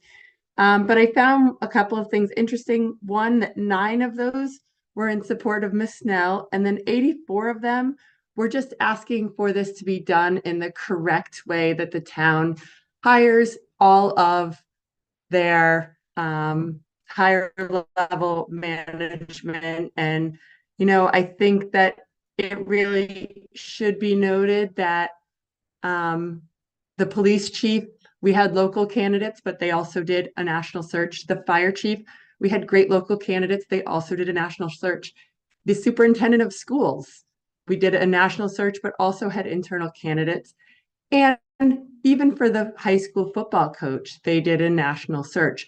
And I would think that this job as the director of planning would be just as important as the football coach, the police chief, the fire chief, and the superintendent of schools, as well as the high school principal. That was a national search. So I really urge you guys to do the right thing and do a search. And it may very well be that Ms. Snell is who is the best candidate, and that is what comes out of this. But I really feel like you've done a disservice to the town. And I think Mrs. Phillips said there's been no apology. And I do think there should be some sort of a like, oops, we did this is not correct. And I think that helps people to feel a little bit better about the process. For people, sometimes it's a good thing to acknowledge when, we've made a mistake. We want to rectify this. This is what we're going to do to make things better. I know in medicine, they always say when there's been a medical error that it is better to say to the person, I'm so sorry this happened. Let's do these things. Let's make this right. And having some empathy. So I just really think that the committee should think about that. And I really think it's important to do a search and do this the proper way that the town has done it for all of the higher level jobs. Thank you. Thank you very much. I appreciate it. Let me swing back to our regular audience out here. Is anyone who'd like to comment at the moment? Mr. Atherton.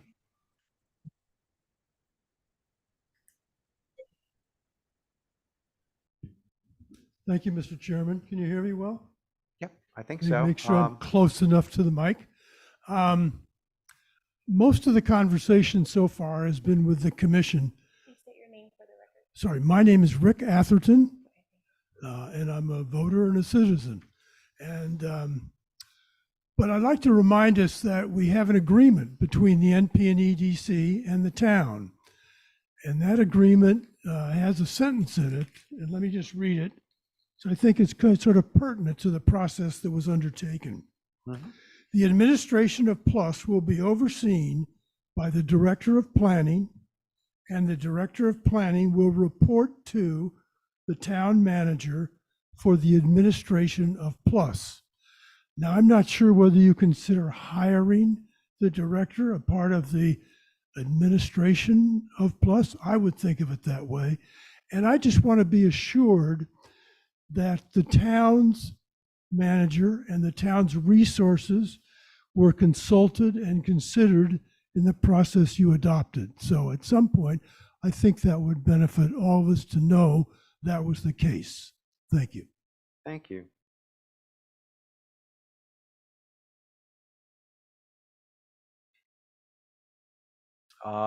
Anyone else?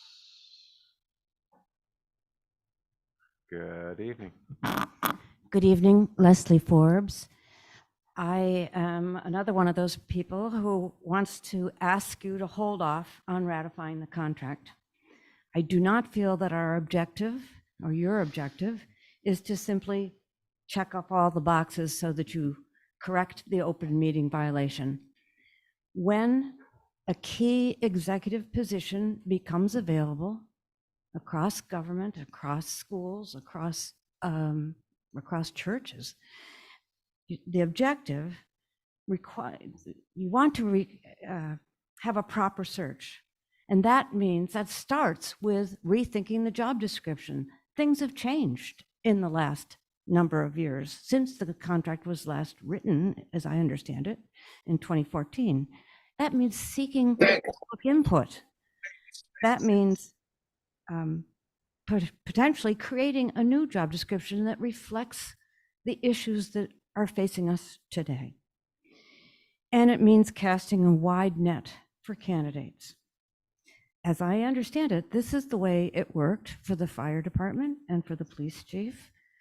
And people are pretty satisfied with that process.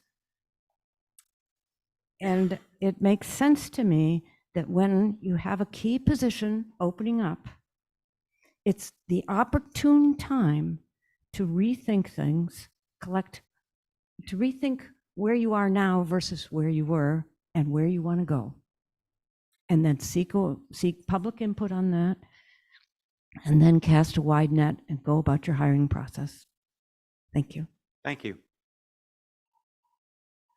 Ginger, go ahead. Good evening. Hi. Nice to see you. Virginia F. Andrews, known to most of you as Ginger.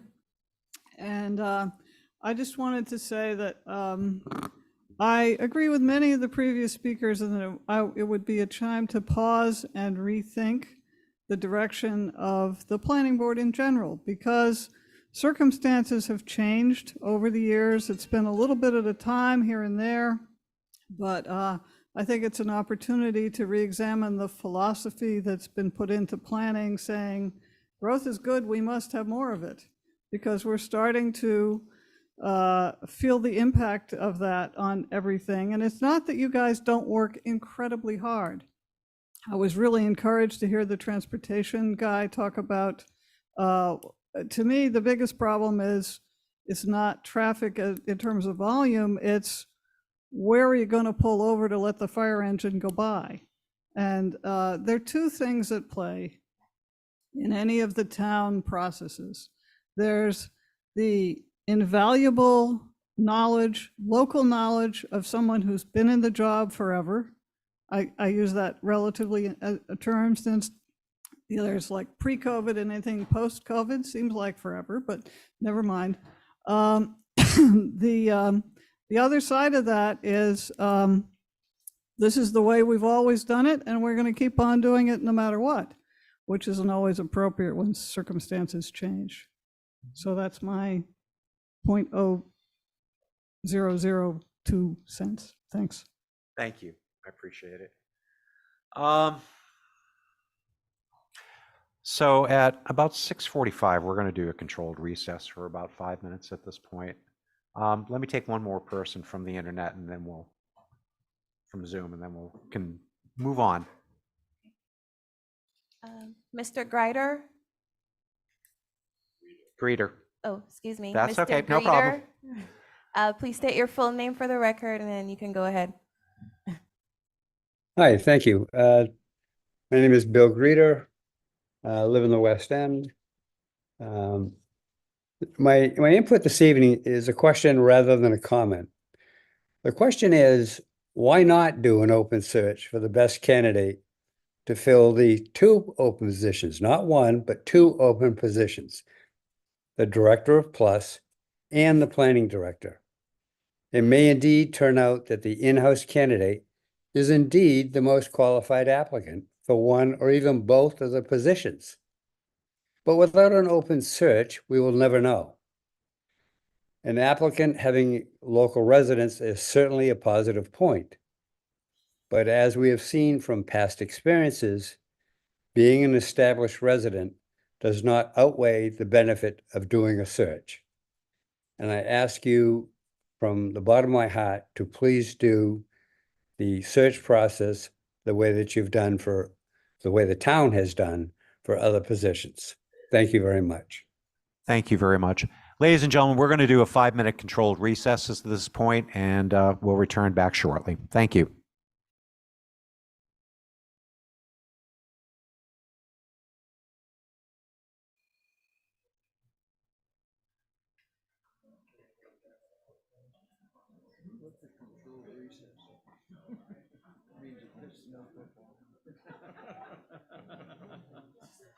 everyone's gonna hit the bathroom. I got there first. Hey, you still waiting for the time?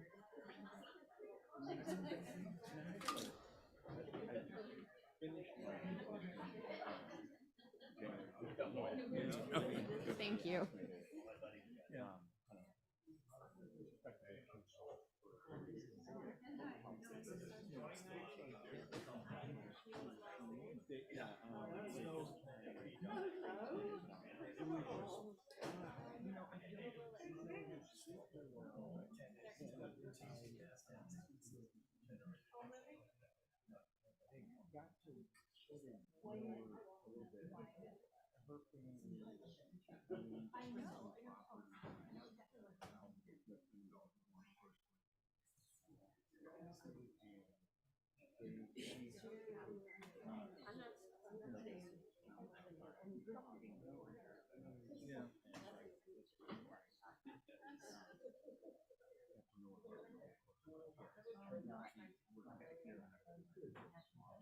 Oh, okay. So she has some paralegal. Yeah, she's, because Ken, you know, right. She's a I think she's a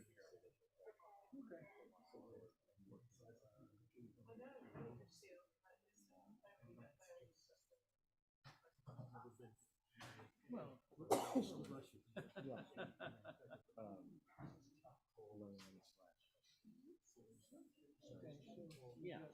Yeah.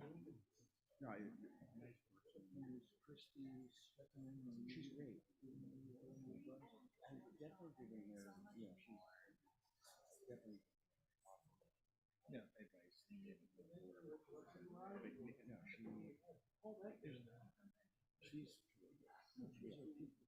But no, she's smart. There are a lot of people who no, she's a pretty good person as well. I mean, on this board, and not asking any questions.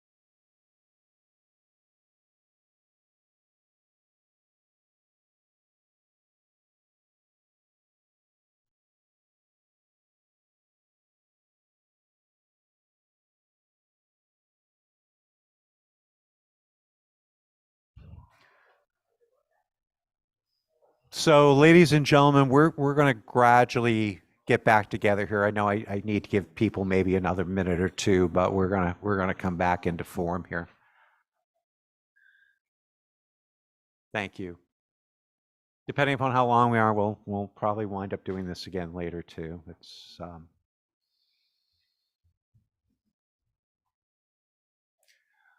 just gonna wait a moment here for Mr. Topham.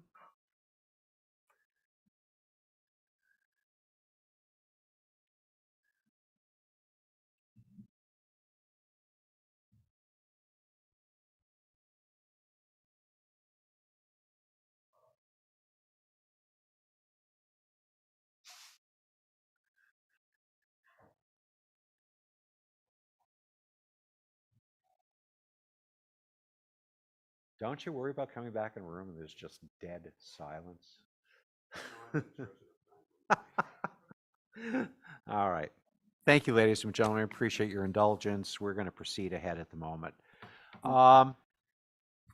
So let's turn back to Zoom for a few minutes. Do you have some other hands raised?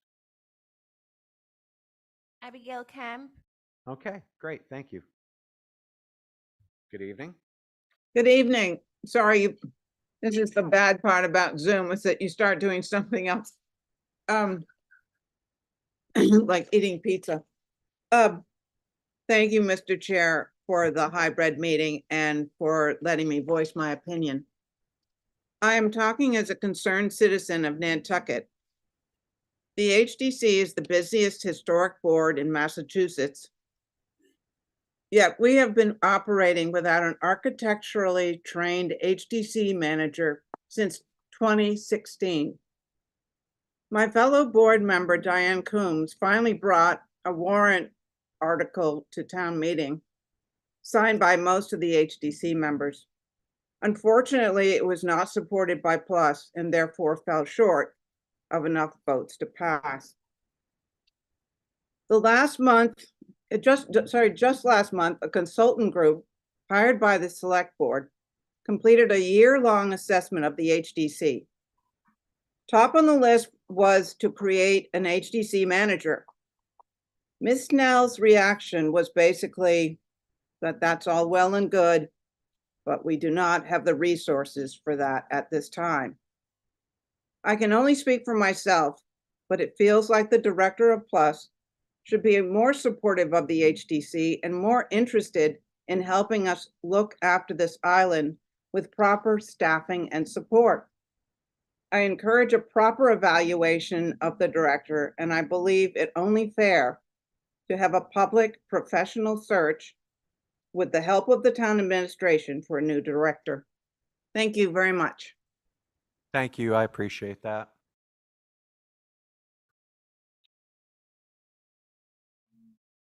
Kenneth Gettner.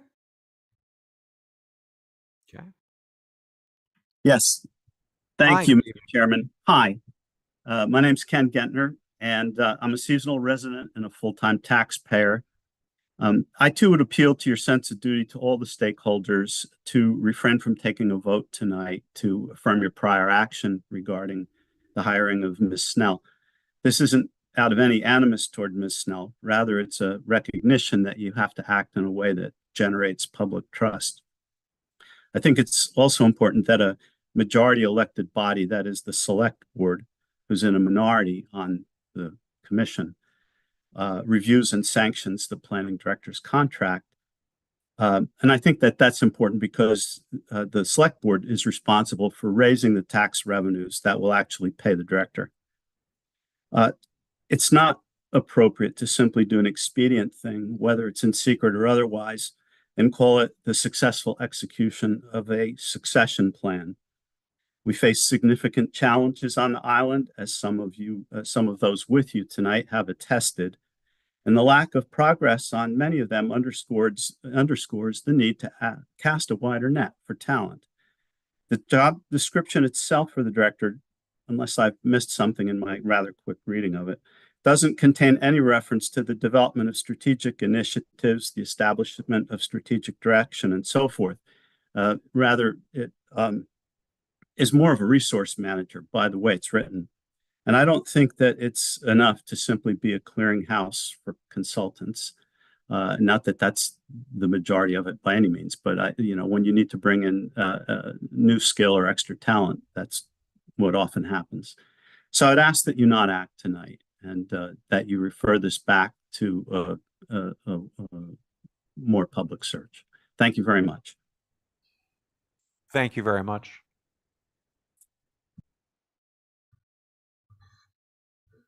Patricia Bielman. Okay. Welcome. Thank you. My name is Patricia Beilman. I live on Mill Street. I agree with the tenor of the previous comments. I wrote a letter to the commissioners requesting transparency in this process. I am speaking because I fully support a functioning democracy in Nantucket, specifically in the way leaders of the town are chosen. The Nantucket Planning and Economic Development Commission should follow best practices and conduct a transparent search for the best qualified person to be Director of Planning and any other position that is open. This is the only way to ensure the longevity and legacy of Nantucket. Thank you. Thank you very much. I'll take one more and then we'll swing back to our regular audience, please. Mary Worrell. Thank you. Wero. That's okay. Mary Worrell.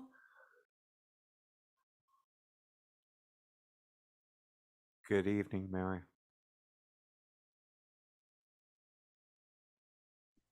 Good evening, Barry. Thank you very much. My name is Mary Worrell. I'm one of the co-secretaries of the Nantucket Civic League. Tonight I am at the request of our co-presidents, Charles Stott and Peter Morrison. I'm going to convey the comments that Charles Stott had prepared. He's having some technical difficulties and asked me, since I was already at this meeting, to make the comments that he had prepared. Peter Morrison is at a medical appointment.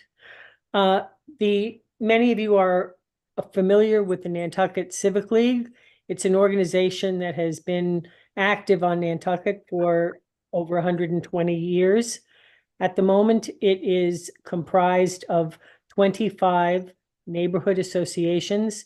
It is a voluntary federation, essentially an umbrella organization, and the total membership of our organizational members tallies up to about 2,000 members. Subsequent to the filing of the ruling by the Attorney General, one of our associations contacted us with concerns about the ruling. Since one of our missions is to try to reflect the viewpoints of our area associations, we were asked, and we did in fact carry out a communication to all of our presidents and our executive committee, informing them of the Attorney General ruling and asking for the consideration of their membership in responding. We had been asked basically to file a letter. As you may recall, the ruling of the Attorney General came out on the 13th of March. The request to us came in, I think, on March 15th or 16th. By March 17th, we had communicated with our organizational presidents, and within 24 hours, we had 10 of our associations who responded and who endorsed the concerns of our initial requesting organization. I have 30 seconds remaining. Basically, what was wanted was a responsiveness to the ruling by having an open, properly noticed meeting that would allow public comment. We were gratified to note that at the hearing on the 18th, There was an adjournment to allow for this meeting, which we think is appropriate and pleased that you have done this. And to allow the public to comment. You've seen what our associations have indicated in the filing of our letter. We've heard now from 13 of our associations, and I will simply close by saying what we said in our original letter, which is we hope that you will refocus on good government, conduct a proper search for the best qualified person to serve our community, acknowledge the ruling of the Attorney General, conduct truly open meetings, and allow the public to voice its views for the record on this and all matters. Thank you on behalf of our presidents and our associations. Thank you very much. Thank you. Anyone in the audience wishing to comment? We're going to refocus back here for a minute. Okay, back it is to Zoom. Stephen Cohen. Mr. Cohen, good evening. Good. Thank you, Mr. Chair and commissioners. You know, I always think that good government is important, and if the commission decides it wants to engage in more process, that's fine. But I think it's really important for someone to acknowledge what Leslie has accomplished in the past 20 plus years that she's worked tirelessly for this town. And I say that as someone who is often told no by her. You know, I represent, you know, I'm an attorney, I represent clients, and, you know, I'm seeking things, and I probably hear no from Leslie more than yes. But I have to say, what she's accomplished is tremendous. She has, along with Andrew Vorse, overseen a transformation of the Plus department from an area where files could not be found. Nobody knew how to do anybody else's job or anything except their own very narrow job. And people would show up at meetings and the files weren't there. They couldn't be heard. They weren't be listed on the agenda, so they couldn't be heard. And it was a disaster for years. And Leslie and Andrew turned that department into a cohesive, well-oiled machine where multiple people do multiple things, and it's highly customer service oriented, not to be pro-development, but to be pro-customer service so that people are treated fairly, people can get answers, people can get help. It's just unbelievable how night and day it is from where it used to be. She has worked tirelessly on the master plan and all of the area plans. She and Andrew and the staff converted the town meeting process to one where there used to be tremendous confusion and distraught about what was happening to an area where it's now much clearer what's happening in town meeting. There's a lot more work that goes into making sure that the community understands what's happening.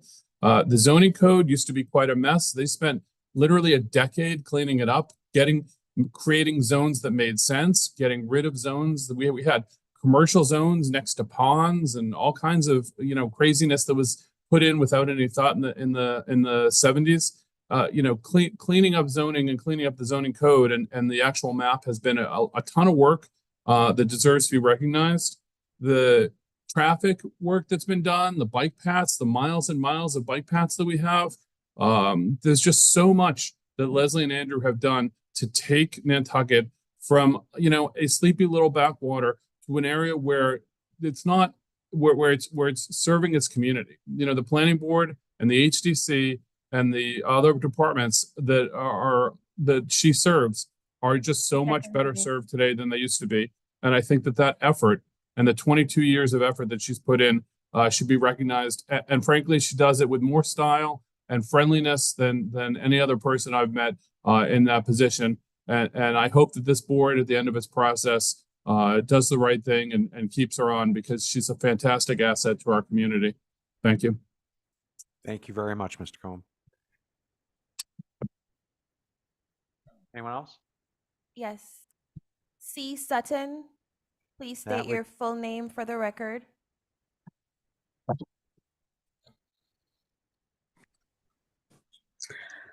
Good evening, Chairman. This is Campbell Sutton. Good evening. Can you hear me, I'm assuming? I'm sorry? You can hear me, I'm assuming? Yeah, oh, absolutely. Okay, great. Well, you know, I've had issues with my microphone, so I like to check in. I'd like to, I have a couple things to say. I'd like to sort of echo what Mr. Cohen was just speaking of. I don't think that, in my mind, there's really a question whether Ms. Snell is the person for the job. I think it came down to missed opportunity, in that when I read the judgment, it seemed to me that the real issue, well, one of the real issues besides the open meeting law, is that you go into executive session to discuss things that the candidate shouldn't be in the room for, correct? If I'm not wrong on that. And I think we went a little awry on that in the use of the executive session. And I just, somehow I can hear a great call for doing a larger search, and I'm not opposed to following process. So perhaps is there like a middle road where you decide to, as she was previously, to make her the interim, because I don't believe that we can really run with nobody, there.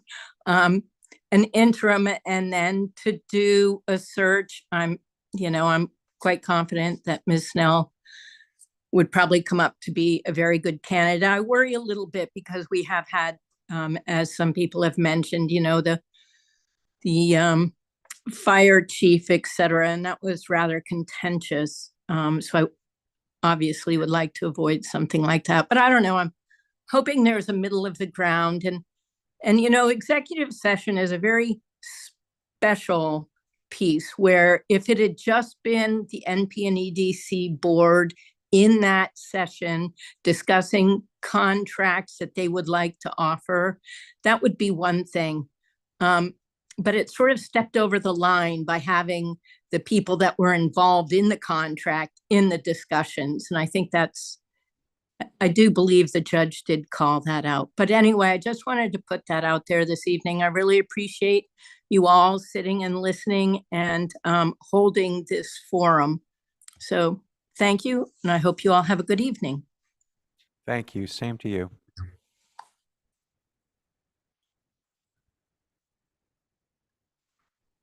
Theodore Giletti. Thank you.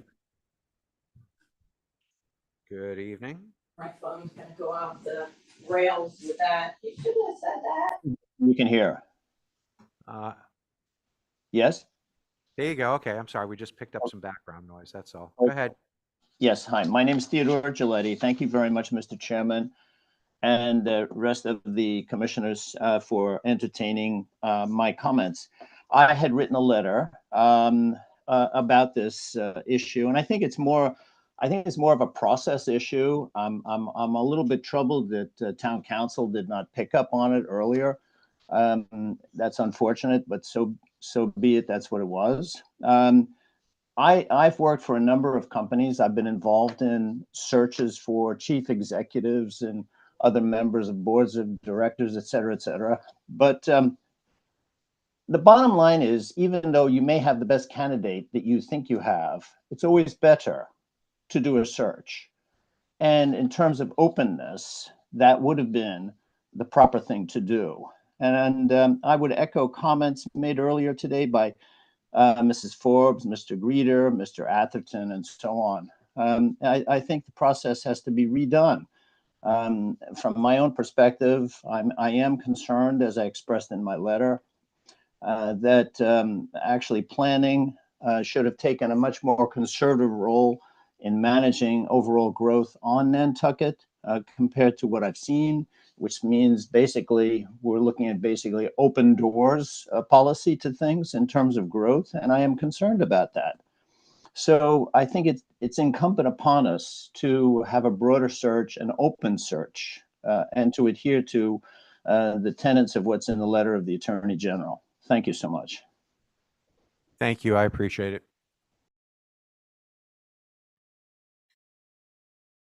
Billy Cassidy. Thank you. Mr. Cassidy, good evening. Good evening, Mr. Chairman. I had something going on today that I became a grandfather today. Congratulations, Billy. Congratulations. I can't say it better than Steve Cohen just did. Leslie has my unconditional support, and that's enough. I echo everything that I just heard Steve say, and thank you for your time. Bye. Great. Thank you very much. Nikki, I'm going to take a second. Anyone in the audience want to comment? We're still going to go to Zoom. We're still going to see motion at this point, but that's okay. That doesn't mean anything. All right. So let's go back to Zoom. Thank you. Linda Williams. Thank you. Linda, good evening.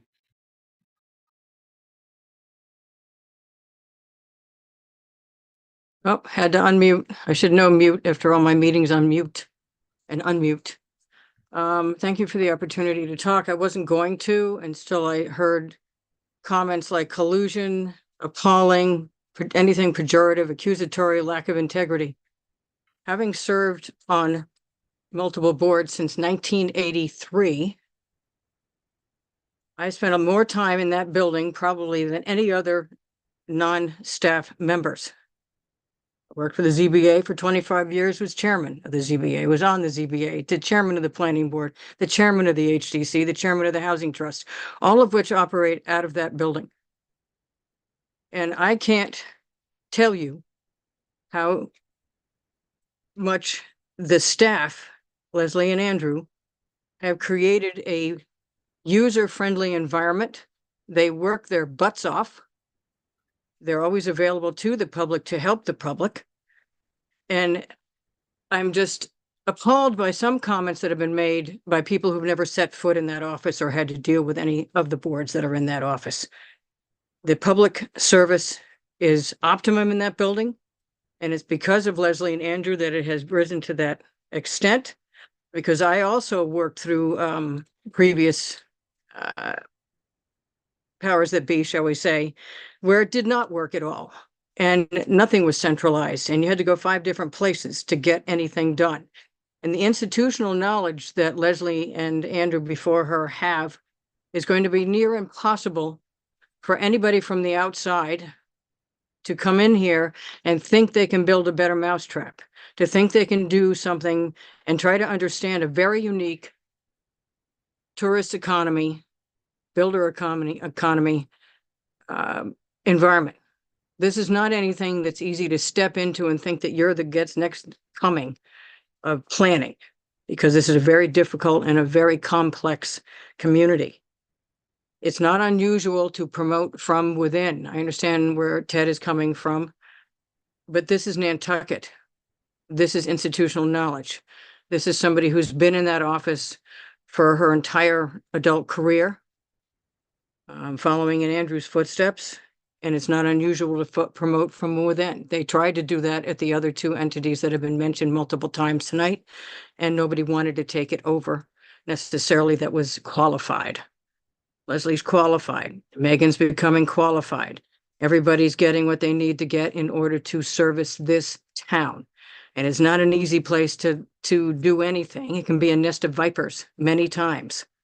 I'm tired of hearing these people think that the planning board and by planning commission are responsible for growth. They are not. Growth is what is presented to the planning board on an individual application basis. And if they meet the subdivision control laws and the zoning code, you must grant it. You can put a billion conditions on it, but that's the real process. The planning board doesn't run around looking to develop anything. So I understand it's an issue of process. I have all the faith in the planning commission that they will rectify the process, be transparent, as been said. I understand that they didn't necessarily realize at the time that there was a process issue, but to intimate that there are subversive things in it will here is ridiculous. I trust the planning commission. I trust the planning board. I trust the staff. Going. I know I'm at 3 minutes, but I think everybody's trying to do the best that they can. I suggest that anybody who's got any complaints, take a trip into the building department and see how well it works. Thank you. Thank you. Appreciate it. Go ahead. Anyone else? Seriously. There are no, I was gonna say. Okay, I have two more hands. Yeah, please. This is what, Hillary Hedges Rayport. yep. Bring her on over. Oh, hold on. Mouse.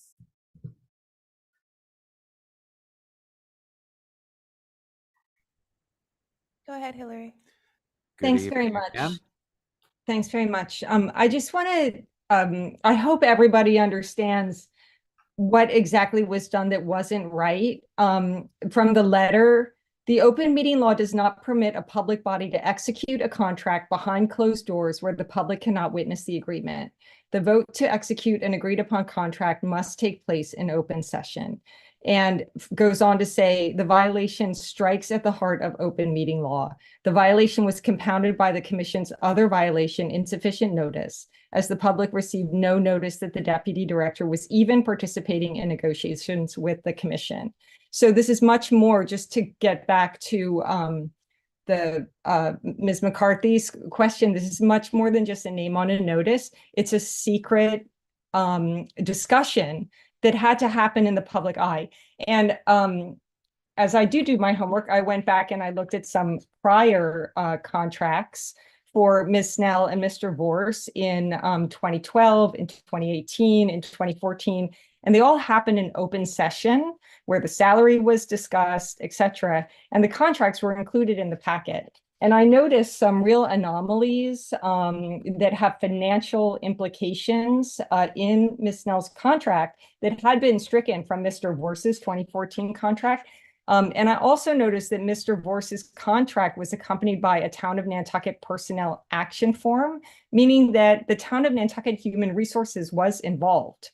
And none of that happened this time around. So I'm imploring the folks on this commission who really care about good governance and process to pause and get human resources involved and recognize that you are handing out taxpayer money and unlimited unsupervised overtime that has no one verifying and no one signing off on it and was not in Mr. Vorse's last contract and it is in this one is really concerning.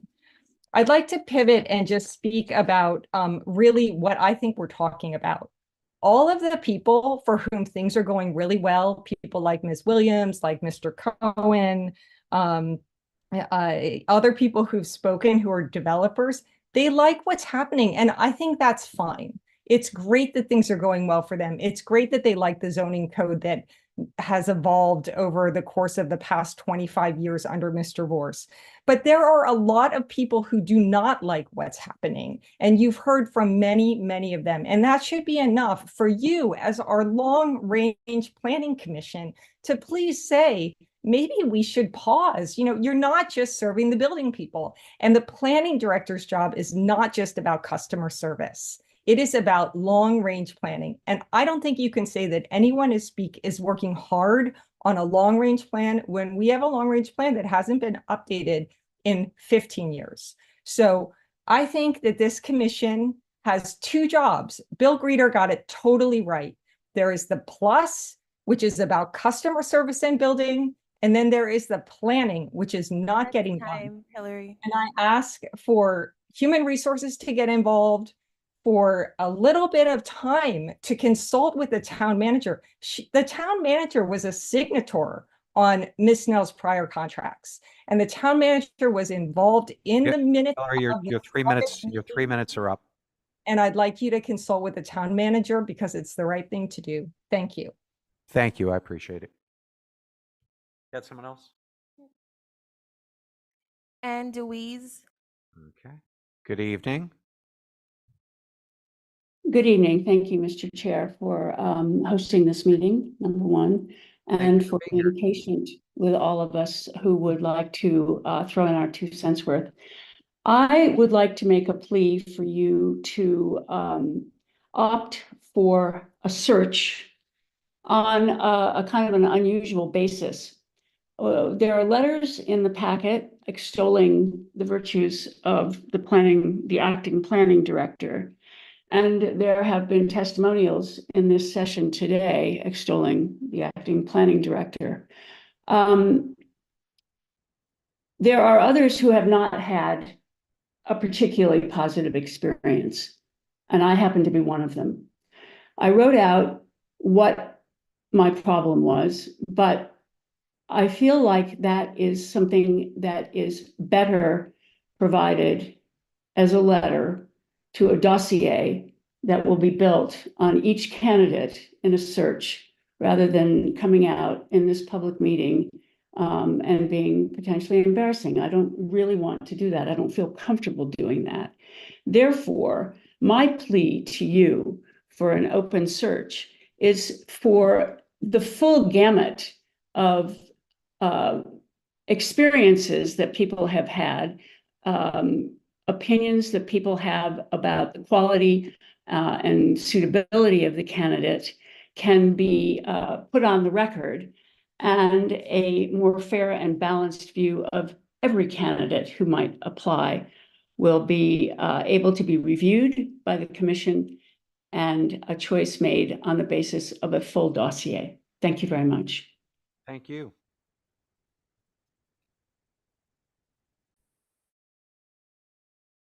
Anyone else? Yep. Megan Perry. Great. Thank you. Hi, this is Megan Good Perry evening. speaking. I'll try to be as quick as I possibly can because I know we've got time constraints.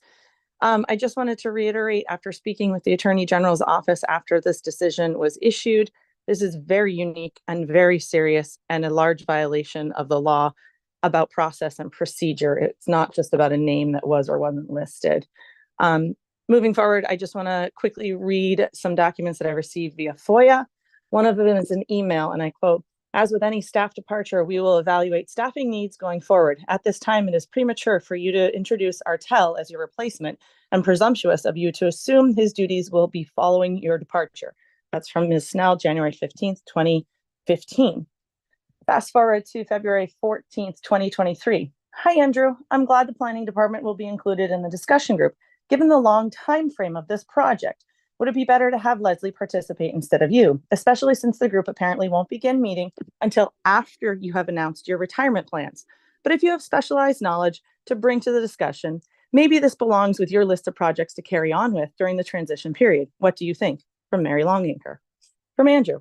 "Hi, this was an initiative I pitched to Tucker and Jamie. I see a role for me in this if there is a possibility of moving forward. The discussion is pretty limited to focusing on securing year-round restrictions if there is a willingness and mapping out the process to achieve. Internally, we, the ZBA and building, will need to coordinate as permitting and construction advances at the appropriate time in the future, and I have no problem handing this off in the future. Andrew."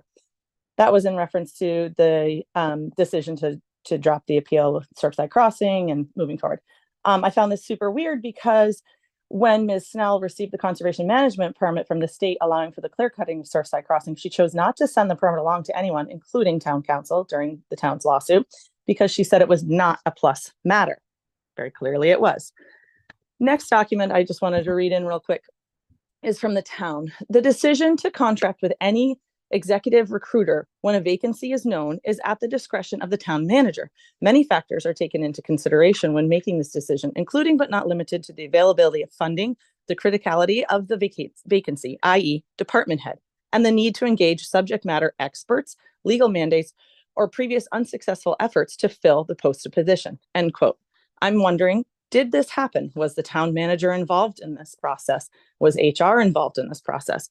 Again, this is about proper process and procedure, not about a person, but the law violation is about process and procedure.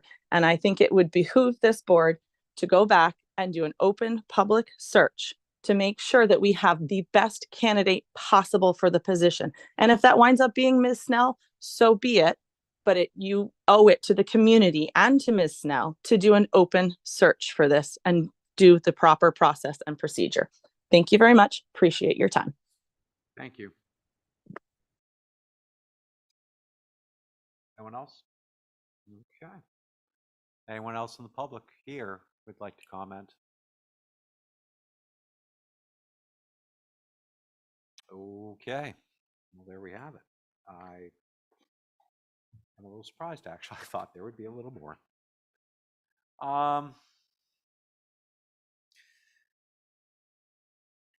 Board members, I had no clue about how much time this was going to take, how many people wanted to comment. Do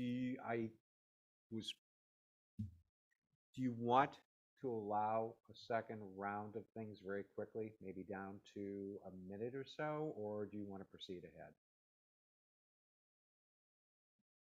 I'm happy either way because the clock is not where I expected it to be.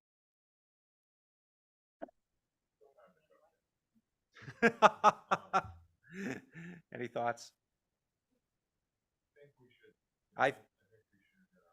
Hey, Barry, get closer to your microphone, please. Oh, I'm so sorry. I apologize. What I'm asking right now is that the amount of time that was allocated for this versus where we're at on the clock at the moment is two slightly different critters. I'm not seeing anyone in our audience here, nor am I hearing anyone else from Zoom. Coming back in, I could allow another round of things, but I would expect it to be brief. Otherwise, we're going to proceed ahead and walk through the rest of the agenda, and I'm giving my commissioners that ability to make a determination of what they would like to do next. We're going to hear from town council. Oh, we absolutely are. Yeah, We've got a ways to go still. So I'm just trying to figure out the next conversation. And it's still, they'll still be able to be, go through our comments. I think it's better to hear from them first. All right. Yeah, we're going to do that. That's just my opinion. You all pretty much on that page. Just head nods are great. I'm not seeing anyone flagging their hands at me saying, what are you thinking? Okay, that's great. So thank you, everyone. I really do appreciate you showing up. I appreciate you being on Zoom. I wish for some of our meetings we had this much attendance, but here we are. So I just want to thank you from the bottom of my heart that it means a lot for you to show up. That's just stellar. Let me move on to the next item in the agenda, which is a review of the open meeting law determination from the Division of Open Government. This is dated March 13th, 2024, regarding open meeting law complaint filed by Meghan Glowacki. I think Nee Perry, but I'm sorry if I'm doing that. I'd like to turn this portion over to Town Council, Attorney Janelle Austin. Forgive me for being so formal, but I'll start calling you Janelle from here if you don't mind. And I'll let you begin to do the review for us, please. Thank you. Thank you, Mr. Chair. Thank you to the members of the commission for having me this evening, and with me is my colleague, John Giorgio. We're here tonight, and I wanted to provide an overview of the open meeting law process and the complaint that we're here to speak about this evening. As you know, this discussion was continued from last week's meeting to allow additional time for the commission to review this matter. On March 13th, 2024, the Attorney General's Division of Open Government, which is essentially the division of the AG's office that reviews open meeting law complaints under the open meeting law, issued a determination in response to the open meeting law complaint that was filed by Megan Perry on July 31st, 2023. As the commission recalls, the open meeting law complaint is filed. From there, the commission will review the complaint, issue a response, and essentially file that with the complainant and a copy to the Attorney General's office. From there, if the complainant is satisfied, essentially no further action is taken. And this is a common review process that we see across the Commonwealth. There is also the option for the complainant to seek further review. That is essentially what happened here. That went to the Division of Open Government, and the Division of Open Government assigned that to a staff attorney. The staff attorney reviewed that particular complaint, and from there issued the determination just on March 13th.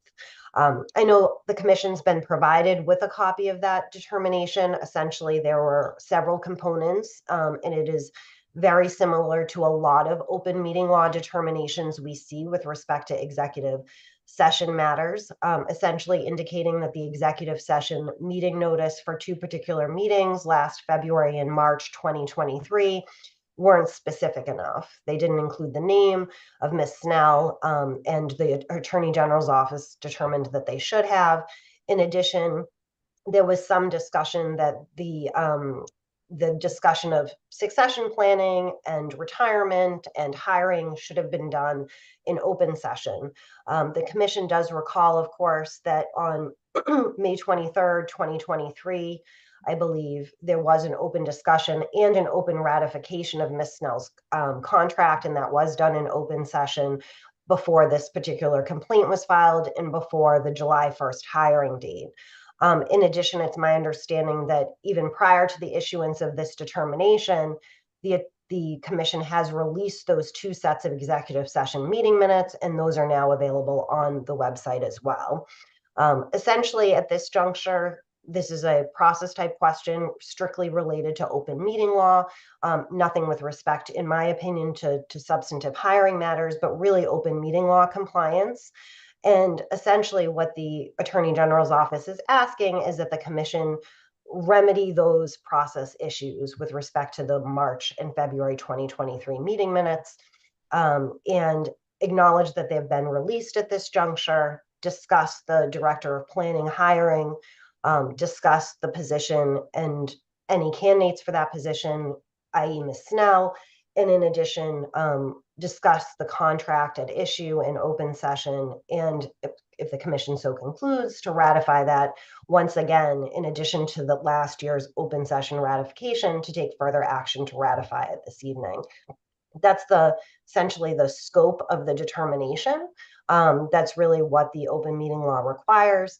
And from there, we're going to, I'm certainly available to answer any particular questions as well. Okay.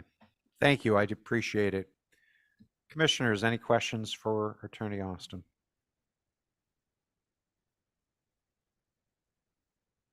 Okay. So there's, through you, Janelle, there's really a 2-part process that we need to do here. The first thing is that there is the expectation from the Attorney General's office that we release the minutes of the executive sessions held on February 23rd and March 20th. We have complied with that. In addition, there were other minutes documenting the fact that those minutes were acknowledged back in 2023. It's just they never made it to their appropriate point on the web. Is there any action that needs to be taken outside of that public acknowledgement and the fact that we have done that? That's the first question. No, just the public acknowledgement that they have been released and are now publicly available on the website. Okay. So commissioners, I'm sure you would agree that we have complied with that aspect of what is required by the Attorney General's office by virtue of now what's in your packets. The fact that this is also posted, as far as I know, on our website. And I believe with that, unless there's anything else, we'll bring that part of the topic to a close. Okay, thank you. All right. Item 2, which has been requested, is that we provide adequate notice in an open session, discuss the hiring of a director of planning, and vote to approve the resulting contract within 45 days of issuance of this determination. Do you want to just recap, Janelle, and kind of tell us how to proceed with this so that we're in full compliance with the Attorney General's office? I think that would be helpful. Because that kind of, in doing so, that really took care of item E on the agenda. I apologize for not saying that up front because I'm trying to track this. But so we're really beginning to get into items F and G. So please. Thank you. Through you, Mr. Chair. Essentially, what the Attorney General's Division of Open Government has stated in its determination is that there should be a public discussion with respect to the Director of Planning position, an open and transparent discussion this evening where members of the commission can certainly, voice their perspective, of course, through the chair in terms of what the position is, what the retirement process was, essentially what the hiring process was.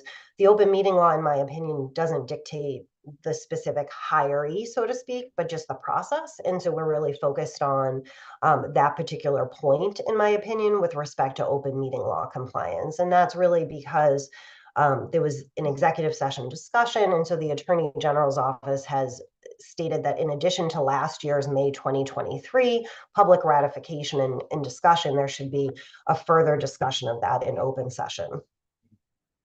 Okay, thank you. So, commissioners, you're all going to have an opportunity to comment here. I'm going to ask you to be, I know there's been a lot of things that have come up in the process through the public participation phase of what we just went through. I'm going to ask you to try to focus on what is being required of the Attorney General in order to come back into compliance with things. It may be a little bit too easy to drift off topic because there was a lot to digest, and I think we need to address that a little bit later on. So I'm gonna, pardon? I don't think, no, I think what I would respectfully ask all of you to do is there was enough there for you to digest. And I've always been a firm believer that the last thing you want to do is have a knee-jerk reaction to things. I've always been a fan of when people have asked me to tell them to take a little bit of time, digest what's been before you at this point, and then begin to react to it.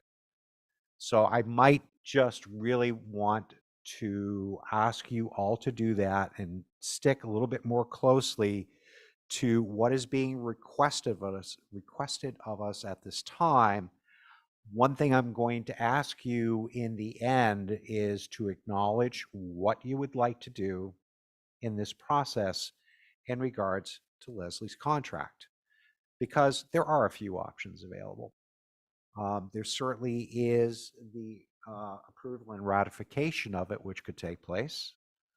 And Janelle, you can stop me at any point here, but there are options too where the commission could decide, each one of the commissioners could decide that they would indeed, instead of ratifying the contract at this point, wait the 45 days and let it just run on its own accord. And that brings us to a very whole different phase of things, but there are ramifications to that as well too. So in the end, I'm going to ask each one of you to tell me what you'd like to do here, because you all have heard a lot of testimony. You all have the ability to summate what that means, and you, I think, all have the ability to determine the course and direction of where we're going to go to as a commission. I've probably said enough.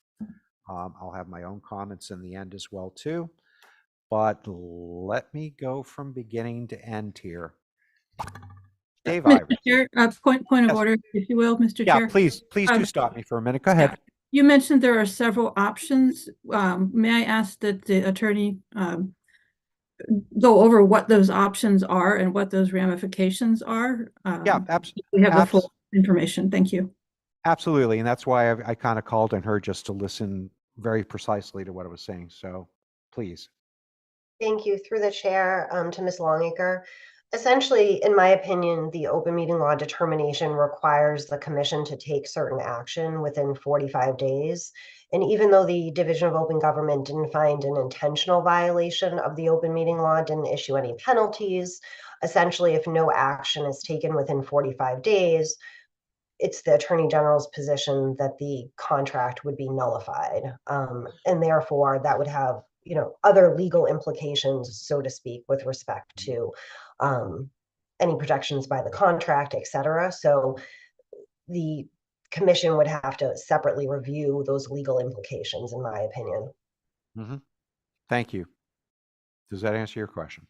If I could follow up on that, I'm really trying to understand the ramifications of not ratifying the contract. Would that mean, for instance, that Ms. Snell would revert to her deputy director position, or would it mean that she has no contract and therefore no position? I think that's an important point to clarify. Thank you. Sure. The contract itself would be nullified, so therefore would have to analyze the labor and employment implications regarding what the contract itself provides from a labor and employment perspective, including a due process perspective. Very closely. I haven't done that for purposes of this evening, but certainly there would be a variety of legal considerations on the labor and employment side that would have to be vetted, in my opinion. Additional questions from any of the commissioners before we start this process? Yes, Mr. Acting Chair. Yes, please. Thank you. Because I had a question similar to Mary's. It's my understanding that at this point, the contract for the deputy director position that Ms. Snell had would have been voided. So I believe that wouldn't be in place. But are we able to execute a contract, like an interim contract or a separate contract as part of this process? Are we able to execute a new deputy director contract? Do we have leeway in all those options, or do we strictly have to either execute a director of planning contract or not execute that contract? Thank you. So all that's on the agenda for tonight is in terms of the open meeting law determination requirements as set forth in the March 13th determination. And essentially all that dealt with was the director of planning contract. And that's what's on the meeting notice for this evening's meeting in terms of review of that, obviously review of the position, review of the hiring process, and then a potential approval of that particular contract. So in terms of open meeting law compliance, that's what's really, in my opinion, before the commission tonight for purposes of open meeting law. Are there any other questions from the commissioners that they'd like to discuss with council? Okay.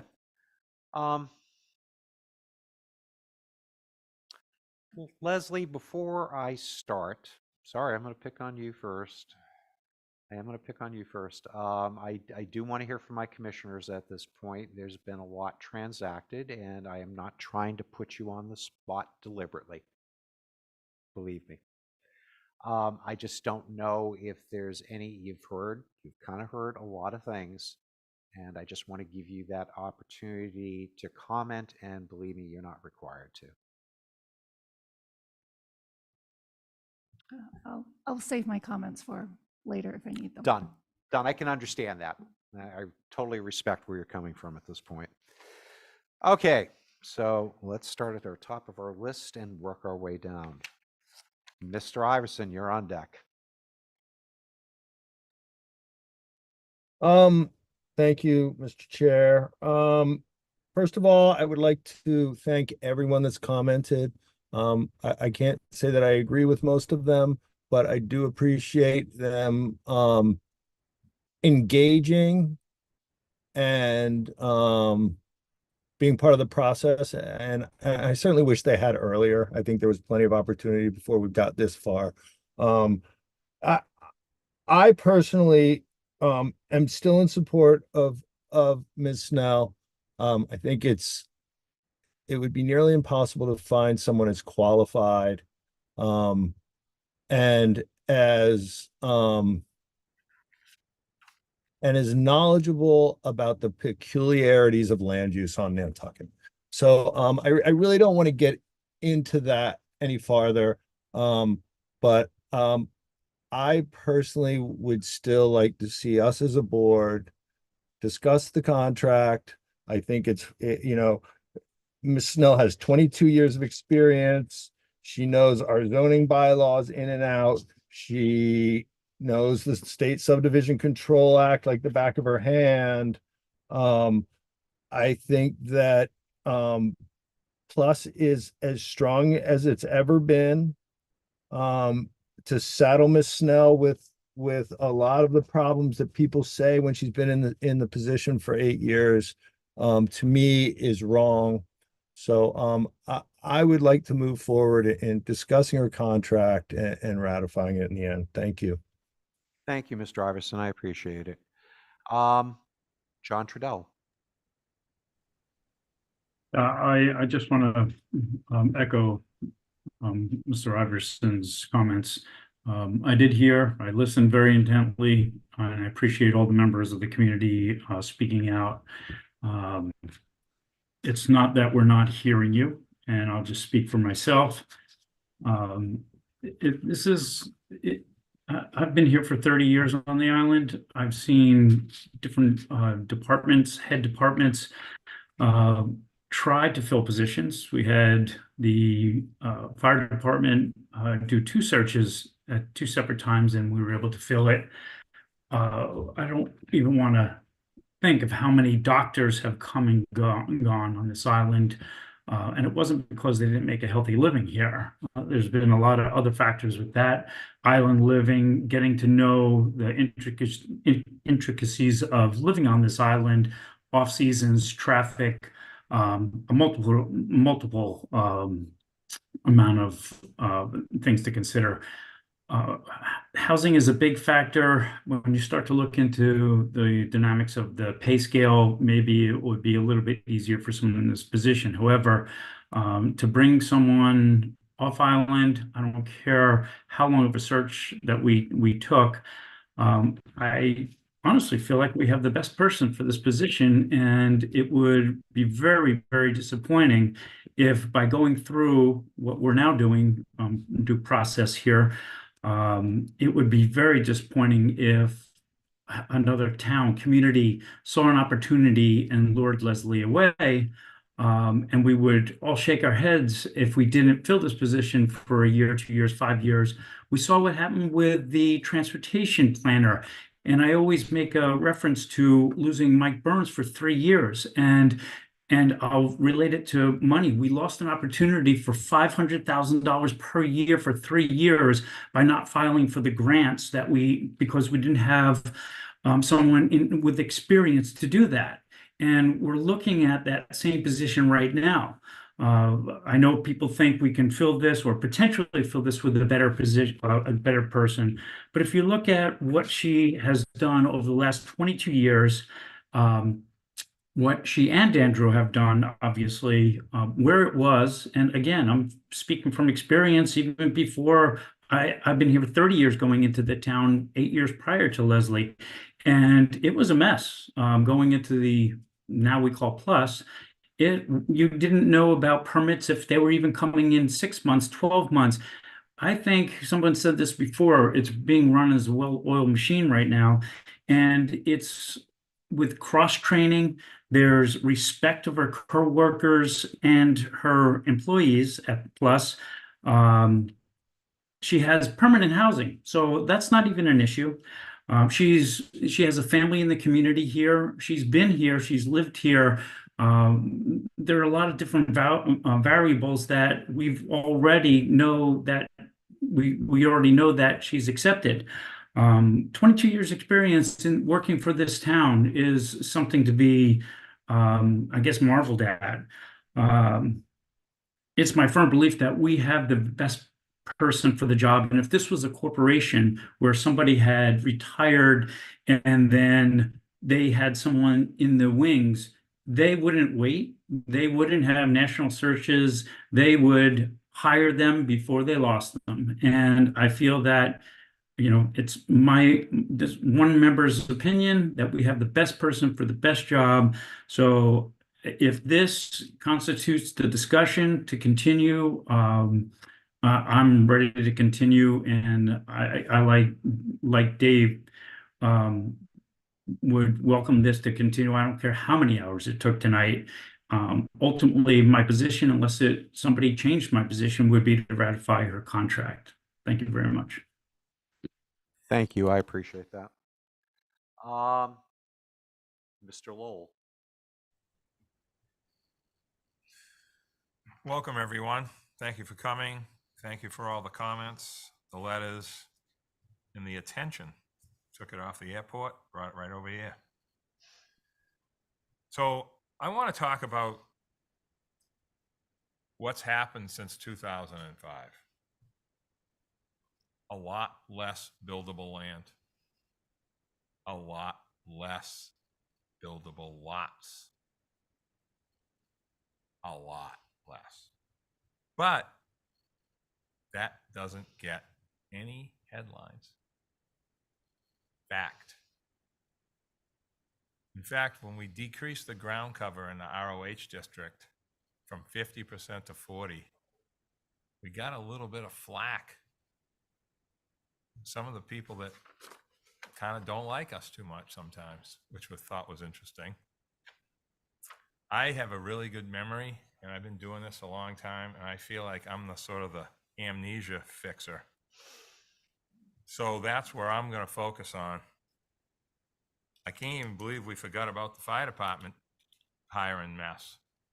I felt bad for the select board sitting up here dealing with that.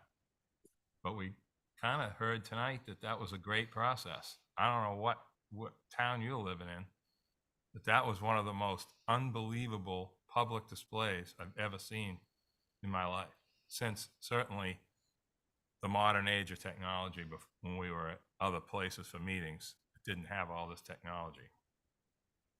And then what just happened with the airport, same thing. It's easy to start a dumpster fire now on Nantucket or anywhere. Look at TV. There's a dumpster fire every night on some channel.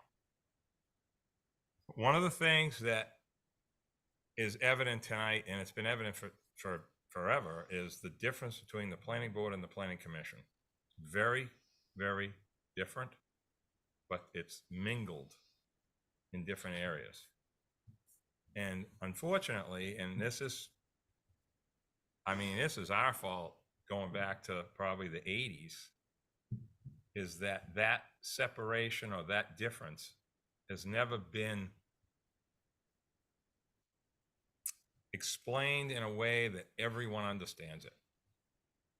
And unfortunately, every year that goes by here, the public is a little further behind than a year because of the complexities that are inevitable. You saw some of them tonight. You guys all came here, the 100 people listening, and you heard all that stuff with transportation. When I first started listening to that, I'm like, wow, this is complicated to get money from the state. You got to spend just about as much as to get it. But people that came before me, Frank Spriggs, Donald Visco, all gave me their synopsis of the process and how complicated it is to understand. And we're in a different time now. It's a lot different than it used to be sitting at the high school cafeteria, 2004, 2005. Things are different with open meeting laws. Things are different with minutes.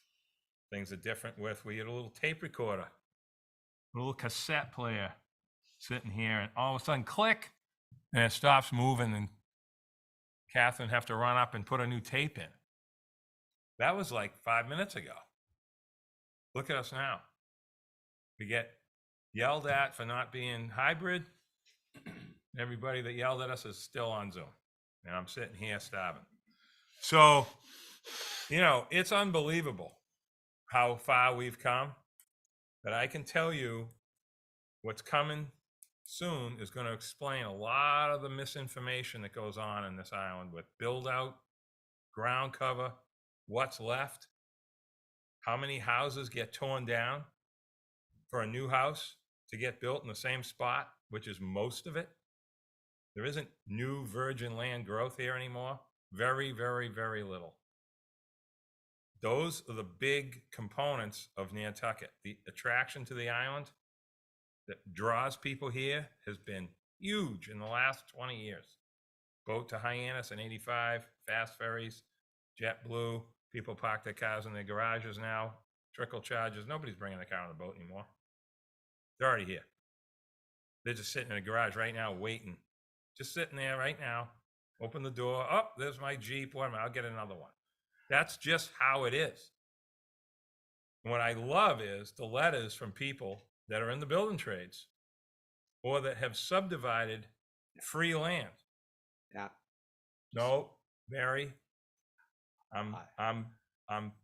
what I want to come out of this process is the differences between the two boards and who does what and the cross connection between all the different departments. There's always room for improvement. There's improvement with the hiring process. Absolutely. No question about it.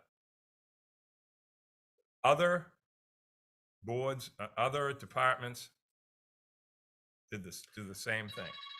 Okay? Airport, land bank, water.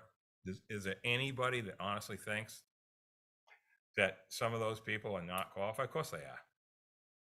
Hiring from within should be the first choice for everybody, including the ones that are almost impossible, like the school, finance, even Libby's job. I'd much rather see somebody from Nantucket with her job someday, if it's possible. So I'm certainly in favor of ratifying Leslie's contract. I do think that the opposition to this is healthy, even though I don't agree with how it happens. But I think that a lot of good can come out of this, and some of the other things that have happened in recent years with hirings of heavy positions. Matt, I'm going to ask you. So that's. Thank you. Thanks, Barry. No, It's okay. Yeah, I'm trying to be fair and I know. equitable toward I know. everyone. That's all. I know. And like I said, I did acknowledge the fact that there is a lot, and I think There is a lot, and there's going to be more in the future for more learning and understanding of the differences and how things really work here. Property rights. People have the same property rights, whether they haven't got a penny in their pocket or they got $1 billion in their pocket. And that's the truth. Thank you. Thank you. If there's no more on Zoom, can I just say one quick thing? How about can it wait like a few moments? Yeah, Because I'm going to go to Mary Gary's Longacre got his and you'll be list. up next. Yeah, no, it's fine. That's why I said go to anyone on Zoom first. Yeah, thank you. I appreciate that. So Mary? Thank you, Barry. I want to not repeat what has been said already, except to note that I also agree that Leslie is highly qualified and accomplished in her position, and I support her in that role. I also want to provide a little bit of background. When the NPNEDC advertised the senior planner position in 2019, there were 0 applicants. When we advertised the transportation planner, as has been noted, it was very difficult to fill that position. It took years. When I had the conversation that was cited by Megan Perry with Andrew, I did not know when Andrew was going to retire. He had only mentioned that he was planning on retiring at some point in the next few years. It was very vague. So I did not have that specific information.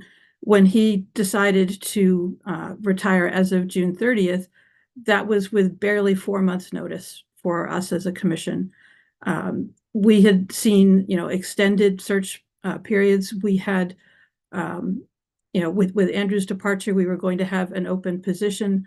The Plus department had staff shortages due to COVID and other turnover reasons.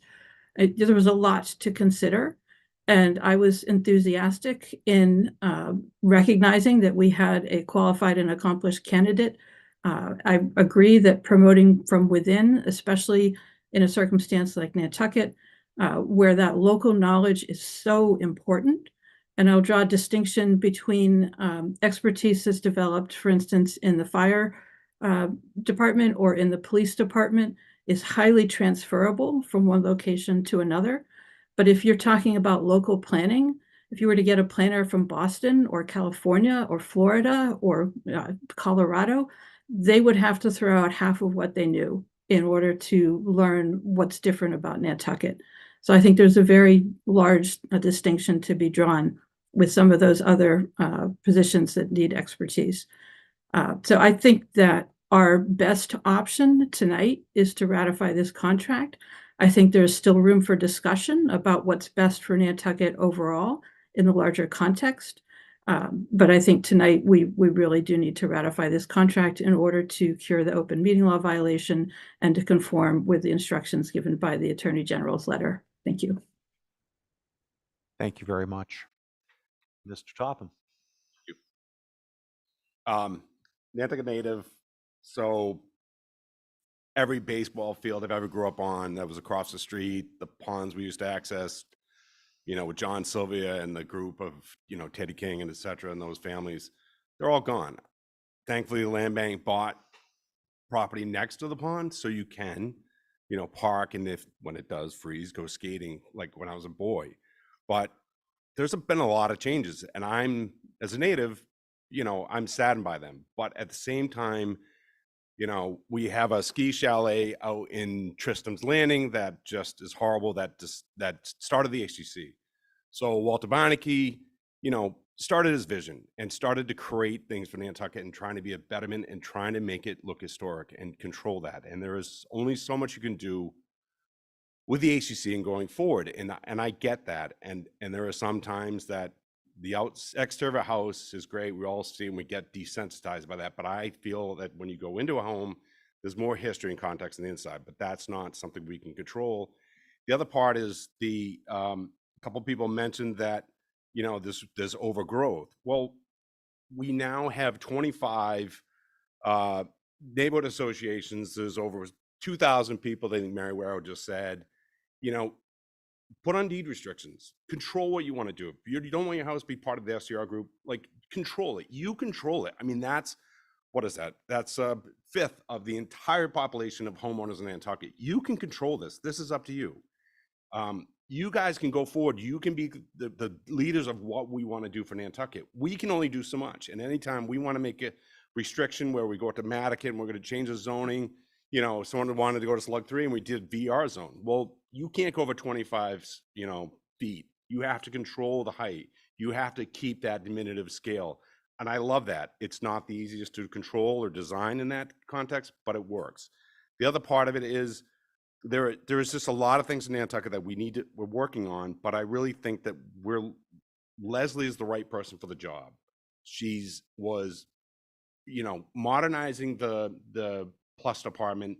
She was not liked by the community or the workers because she was modernizing it, and she was hated for that. And there was a nickname, she was called the Black Widow. I mean, good Lord, you're in your office and people outside are hating you because, you know, as my father said when he was working in the electric company, they knew that the town was going to grow and they weren't going to keep up with the capacity and they were trying to expand. But the gentleman at the time was like, I'm not sure. My dad started studying this. So this is where you're trying to modernize. You're trying to get ahead of the curve and we can't keep up with it. We're trying to do what we can. But then again, as I'm going back to the area plans and associations, you know, we're trying to work with them. We're trying to help them. Tell us your voice. What do you want to control? That's what we're going to put in the master plan. Everything is there for us to finalize. You know, we're probably 95% ready to put everything together. It's not outdated. That was 2008. We're like right at the end of it. Don't forget we had COVID. We had Judith Wagner pass away. But getting back to this, we made a mistake on advertising. That is it. We get that. It's not minor. It is a mistake. It was brought up to the state. We are here. We are facing the music. And I believe the rest of my board members would prefer to be here. And like Nat said, there's 102 people that are watching us right now. We get that. That is a very small percentage, but I take it that the entire town, we have Nantucket Current here, I'm sure we have the Inky. This is important to us. We're not taking this lightly. She is the right person for the job, and it's a 3-year contract. If the Plus department starts to go down or go backwards, it's going to be a problem, and we will acknowledge it immediately. But this is the woman that was disliked within the Plus department because she was making the advantage of like going forward and advances. And the other part of it, why Andrew was working on rezoning and stuff, she was running around getting the inside of the department. She knows it inside and out. It's so, like to what Mary Longacre just said, she has just knowledge that, yes, like Steve Cohen said, you get a lot of no's sometimes and you laugh at it, but she will help with you if you need that. And I have not had those meetings with her in a long time because her Plus staff is exceptional. So I just want to say, this is why we went through her contract before, and I will say it again publicly, that she is the right person for the job. Thank you, Mr. Chairman. So you're saying to ratify her contract? Yes, sir. All right, thank you. Don Hill Holgate.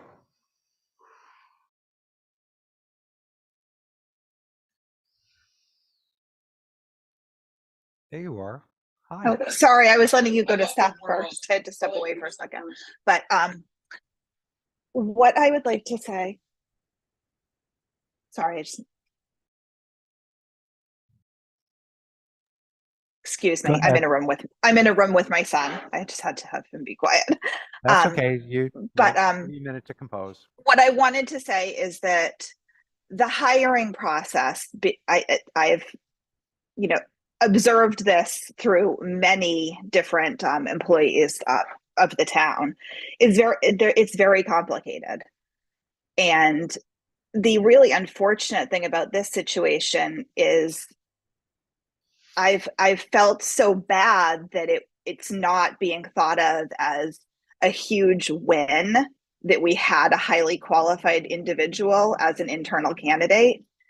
And I do want to apologize for the community for the feeling of this not being transparent. I do feel that's really unfortunate. It's obviously brought up a lot of feelings across the board. But I think the intent of this commission was to do something good, to move up the person who'd been being groomed for this position over time.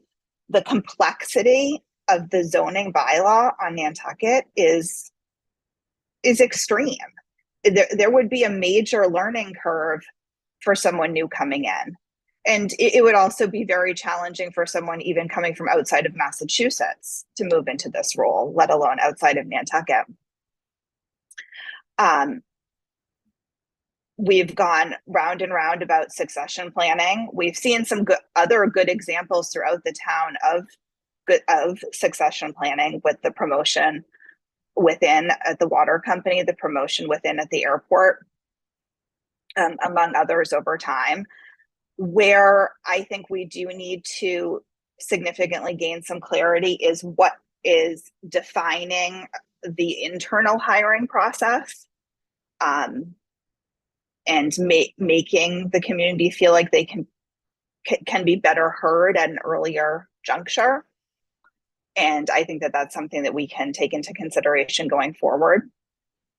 Again, this is a 3-year contract that I believe we're almost 9 months into. There haven't been any complaints about how the department is running. I'm not sure why we wouldn't continue with it. And I also believe that if there are concerns, those can, with other things that could be being accomplished, those are things that can be brought to this commission and discussed with the director. So with all that, I believe that we should continue with the ratification of her contract.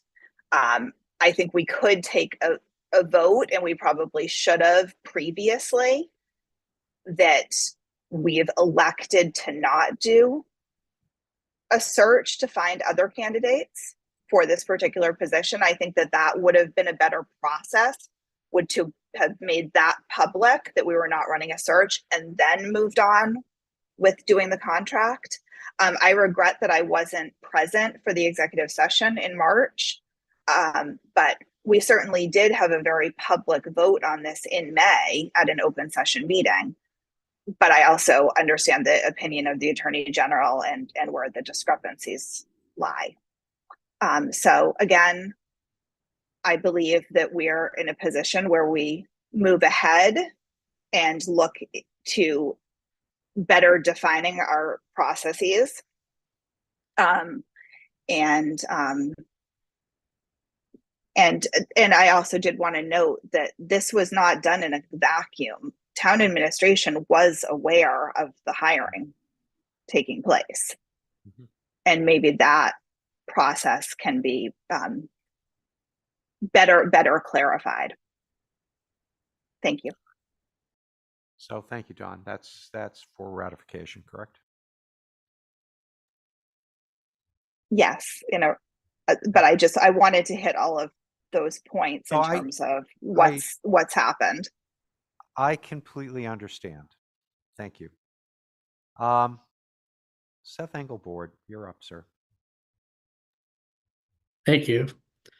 I'd like to first start by saying that as a volunteer civil servant, I've tried over my few years, not as many years as some of the people on this commission, but a few years here being involved in town government to care about the process and to continuously learn about the open meeting law and the ethics law and to do good by that process.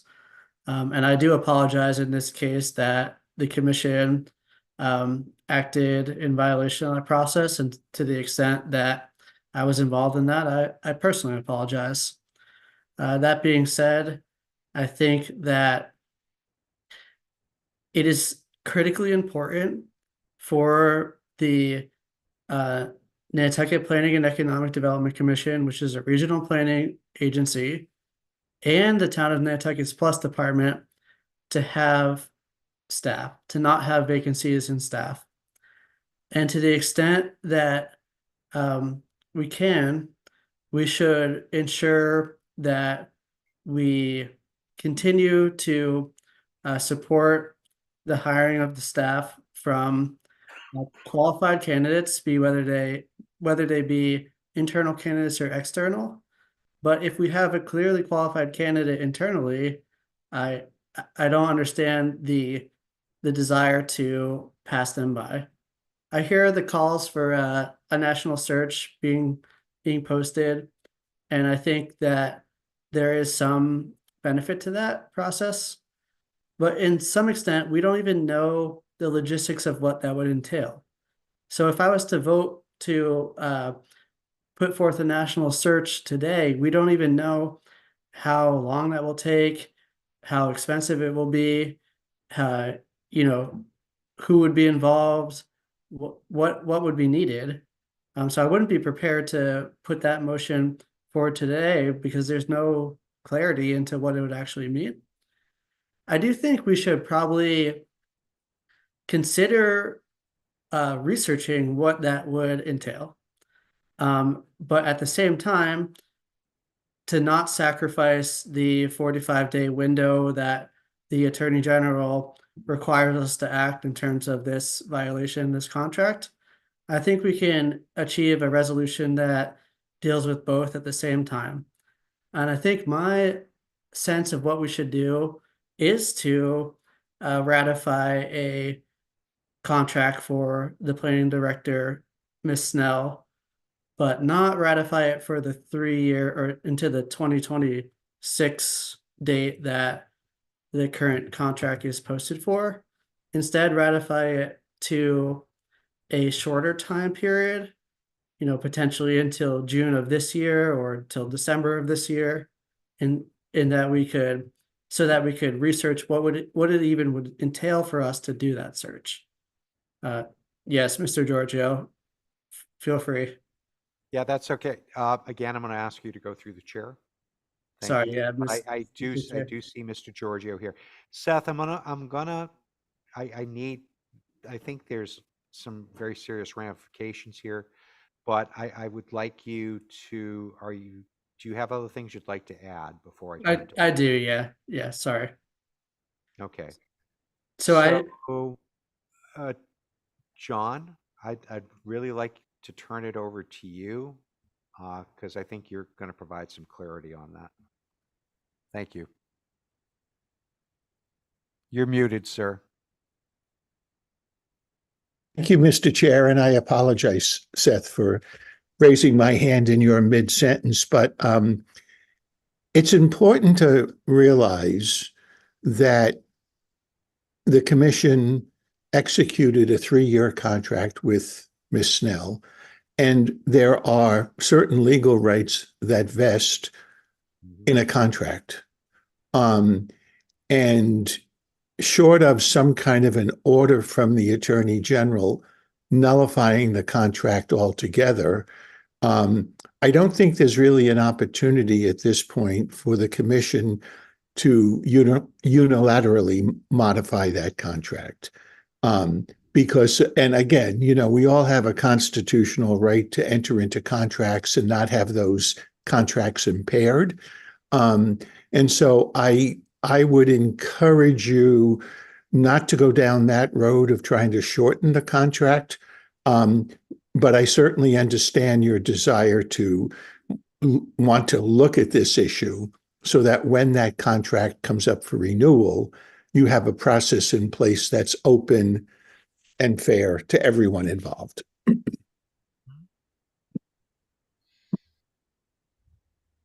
Thank you, John. I appreciate it. So, Seth, what would you Yeah. like to do here?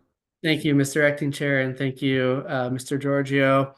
In that case, you know, I'm obviously not an expert on contract law, so I'll defer to Town Council's opinion here. In that case, I would like to say that I do strongly believe that Leslie Snell is a good candidate for the position, has a proven track record over the 8 or 9 last months of serving in that position, and clearly in her time serving in different positions for the town, NP and EDC, and plus prior to that. And this is coming from somebody who I think, you know, Ms. Snell and I probably have categorically different views of what the future of Nantucket should be.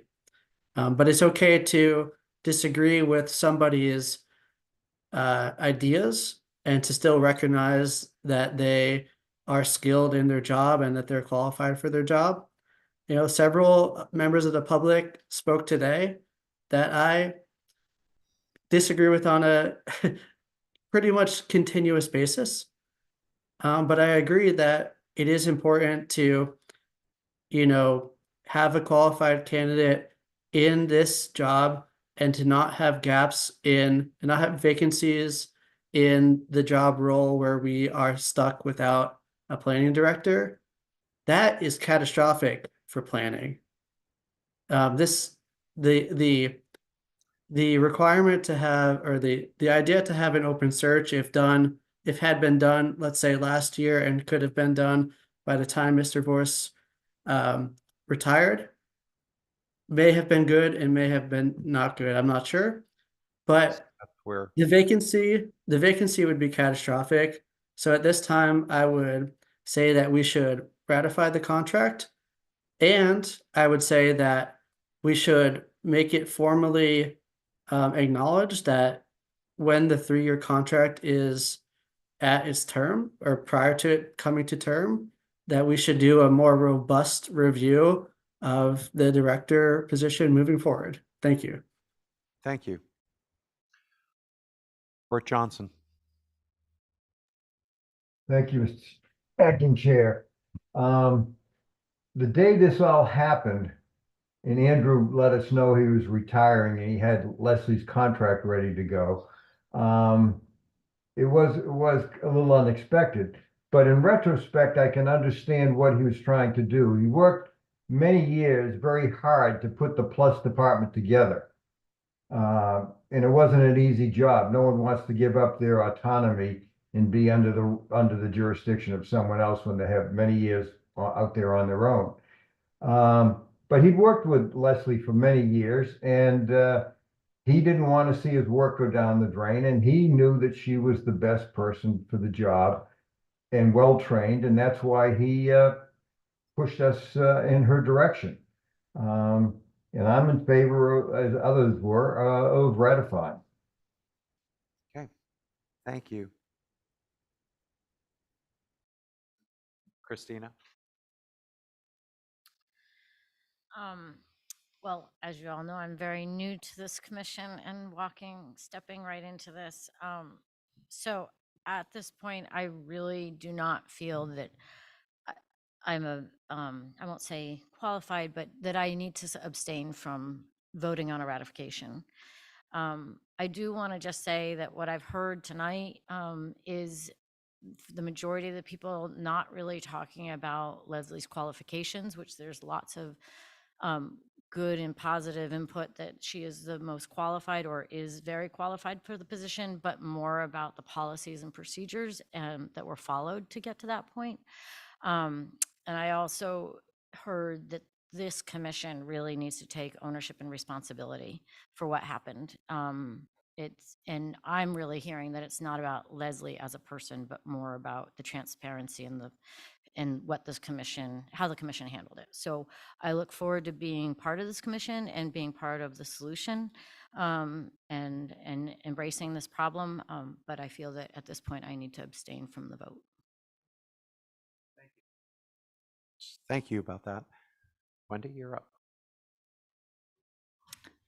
Thank you. I came into this whole organization from Sustainable Nantucket, and so there was a similar tension and distrust at that time. That it was, it's great because there's so much engagement, and I appreciate all the public comments so very much. They called me, everybody, Andrew and Finn and Christine, like everybody called me Pollyanna in those days, Nat probably, because I'm always looking for the best possible outcome. I'm really grateful to everyone here and everyone who has been tuning in this entire night, because I think you can get the nuance. I think hearing both sides, like hearing all of these reasons and everybody's logic, it makes sense. For myself personally, I agree with Seth and with former Chair Longacre that there was, an apology is in order. That was, it was unexpected, as Bert mentioned, that executive session. I resent being put in that position, kind of frankly, because I don't really follow, I don't have as good a handle on open meeting law as I should at this stage in the game. I've been paranoid now since I don't talk to anybody, but that was a bad oversight. But I think that shouldn't have come up that way. And it really, my biggest sadness is that it casts this, as Dawn said, a little bit of a shadow over the incredible job that Leslie does. And she absolutely, in my mind, was the right person for the job. Coming from the private sector, we always look from inside. We're always trying to train people from inside. It's expedient. Having all the things we've just said, all the vacancies we had have been really catastrophic. We don't want to go through that. We need somebody that has, housing. We need somebody, whatever. But and the process was flawed. The outcome was right, but the process was wrong. And I would love to see us find a way. When my ears perked up when we're like, there are options. I'm like, what are the options? Give me something that isn't, like let this contract go in 45 days and Leslie's out of something, or whatever. I liked Seth's idea. I'm sorry that can't happen, in a more short-term time frame. I kind of was hoping that there really would be a thread the needle option here, because I think my gut is to have an open process now. I feel like the trust of the public is important. And as I said, everyone who's been listening this whole night, I'm sure gets it a little better, but the sound bites, we just need to absolutely make sure we're doing everything we can for public trust. So I'm still in favor of an open process. I'm sure there's a way we could do that and make it work. I know I'm outnumbered, but that was what I was hoping we could get to tonight. And those are my thoughts. Thank you, Mr. Chair. So, I'm sorry, Wendy. So how do you want to proceed? I wanted to proceed with opening up a search process, but I understand that's not. Well, if you wanted to do a search process, then what would be appropriate would be to somehow nullify the contract. And really the option that has been expressed by the Attorney General is this board. I mean, that could be another thing that could be addressed in executive session. It's a little bit outside of the scope of what we're dealing with right now, but certainly at a minimum, you could decide that you don't want to ratify the contract and would want to wait for the 45-day period. That is what I said. That's what you prefer to do. Yes. Okay, just so I'm clear for the record, I have to kind of ask that.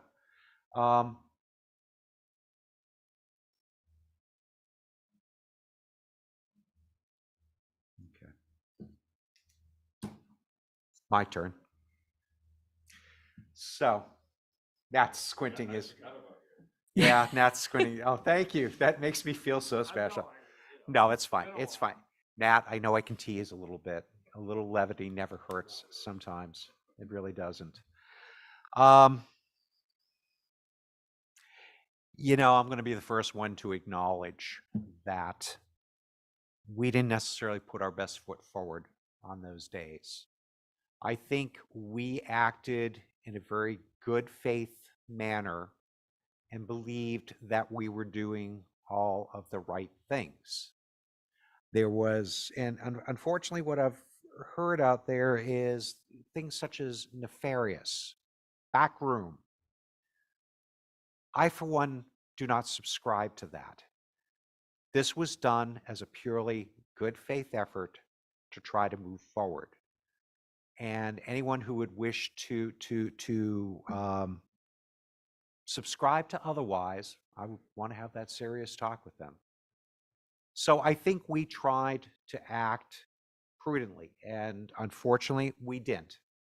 And I'll be the first one to be here to acknowledge that failure.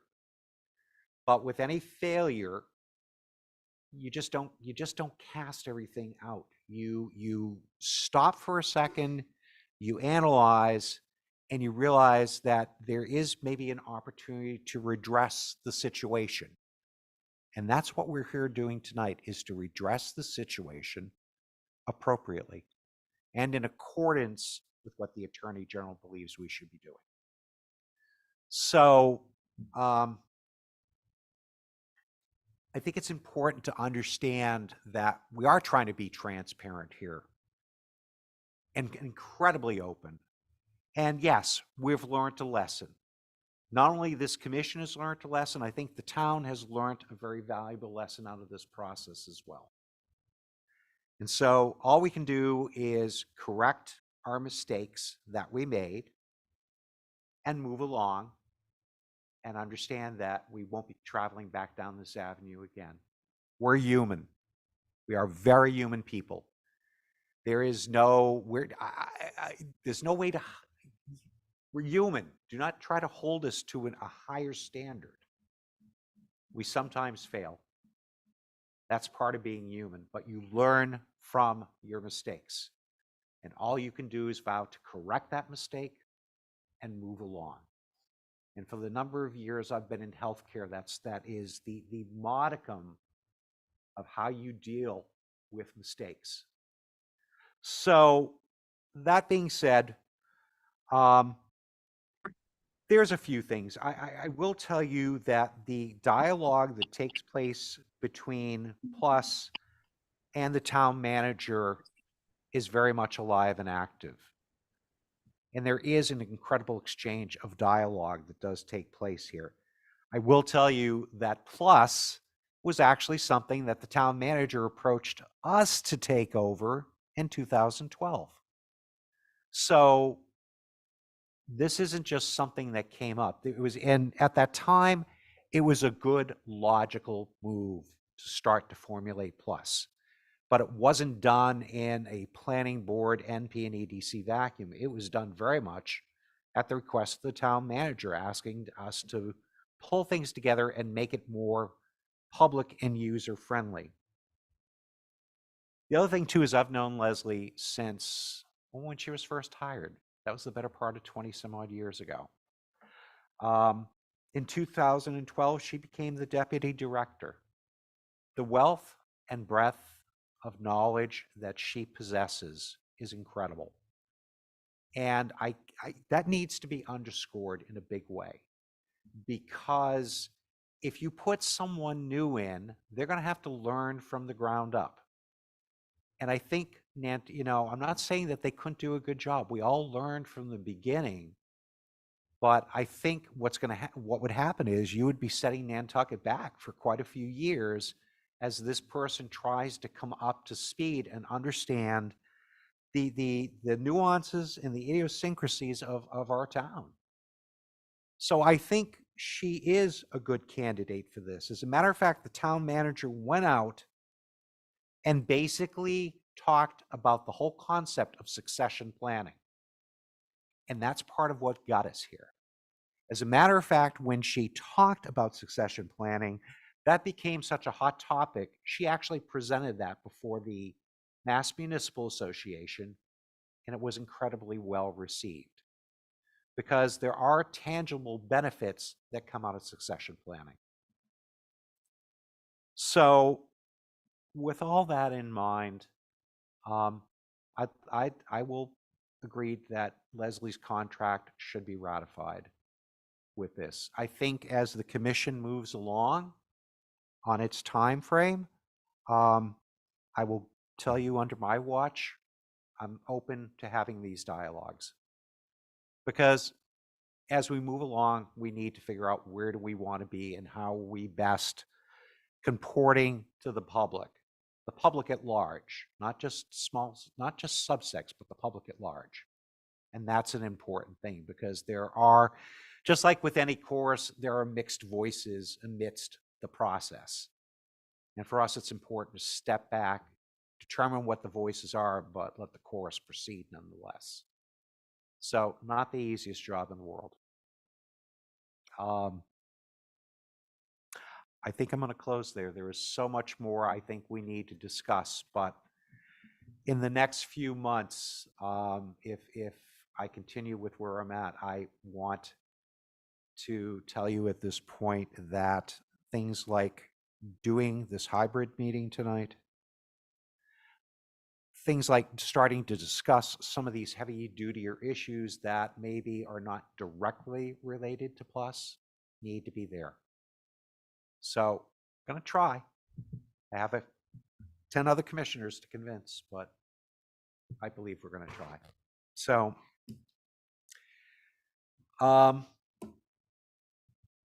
it really brings us, all right, I'm going to stop here for a second very deliberately. Mr. Chairman, Bert. Yes. Johnson. Oh, Bert? Yes. Yeah, Bert. I'll let you have a go. Bert.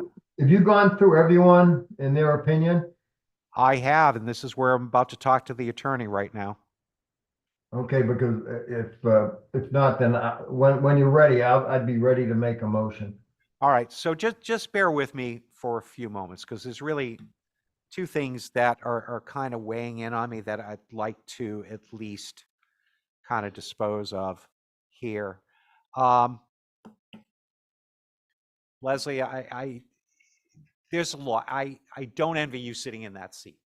I'm going to tell you that right now. There's a lot of discussion that has gone on, okay? And I think at times it's not easy to be part of the focus of attention and not have that ability to speak out. And I would like to be able to offer that to you. But on the other side of the coin too, I've also been sitting very similar in a seat like that. And I know that that's it. I've absorbed what you've said. I'll process in time. And this is just not the moment to do it. So, you want me to move along? I'm happy to at this point. I just wanted to extend that as a courtesy. Janelle, I think we're very close to the end here at this point. Have we missed anything before? I've actually got everything here. In relation to what the commissioners want to do, I'm sorry, I haven't just done the tally yet at this point. But the majority believe they want to ratify Leslie's contract. There's a few that have got a slightly mixed idea. There's one abstention. There's one that would prefer to wait the 45 days, but we're definitely a majority, and I can go back through that.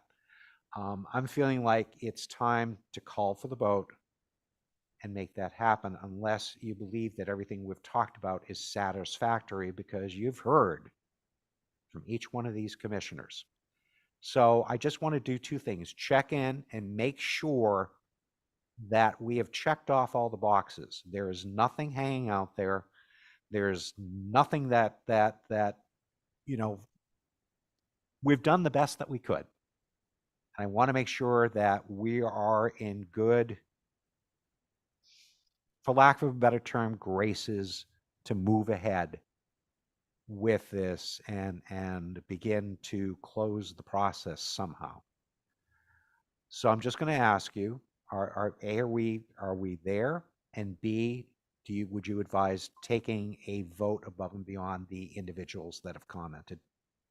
Thank you. Having gone through the agenda and having had the discussion of the Director of Planning hiring and appointment, in my opinion, if the commission wants to move forward with ratification and approval of the contract, there should be two separate votes. One is a vote to appoint Leslie as the Director of Planning. And the second would be approval and ratification of the contract as a second vote through you, Mr. Chair. Great, thank you. I appreciate it. Okay, so per town council and the sage advice they've offered us, the first thing is, does the commission wish to appoint Leslie to the position that she's already there, that she's already doing? I don't want to jump in front of Bert. No, that's fine. Can't see him. I don't know if Bert had his hand raised or whatever, but I'm willing to acknowledge someone at the moment. If you're on, do me a favor, if you're on Zoom, just raise your hand. Otherwise, I'll, okay. So, Sorry, I'll make the motion to appoint Leslie Snell as Director of Planning. This is Mary Longacre. Okay, thank you. And do I hear a second to that? Second. Mr. Walton, I'm going to give it to Bert. Okay. Okay. Because I saw him raising his hand just as you're starting to articulate. All good. So the motion is made and seconded at this point. Is there discussion on the issue? Attorney Austin has a hand up, Mr. Chair. And just for clarification, through you, Mr. Chair, that should be effective July 1st, 2023. Thank you. I appreciate you adding that on board, and hopefully the person who made the motion and the seconder concur with that. Yes, thank you. Thank you. Okay. So we'll do a roll call vote on that. Dave Iverson? Aye. Thank you. John Trudell? Aye. Nat Lowell? Aye. Mary Longacre? Aye. Joe Topham? Aye. Don Hill Holgate? Aye. Seth Engelboard? Aye. Bert Johnson? Aye. Christina Jellamy? Abstain. Sorry. Wendy Hudson? I'll abstain.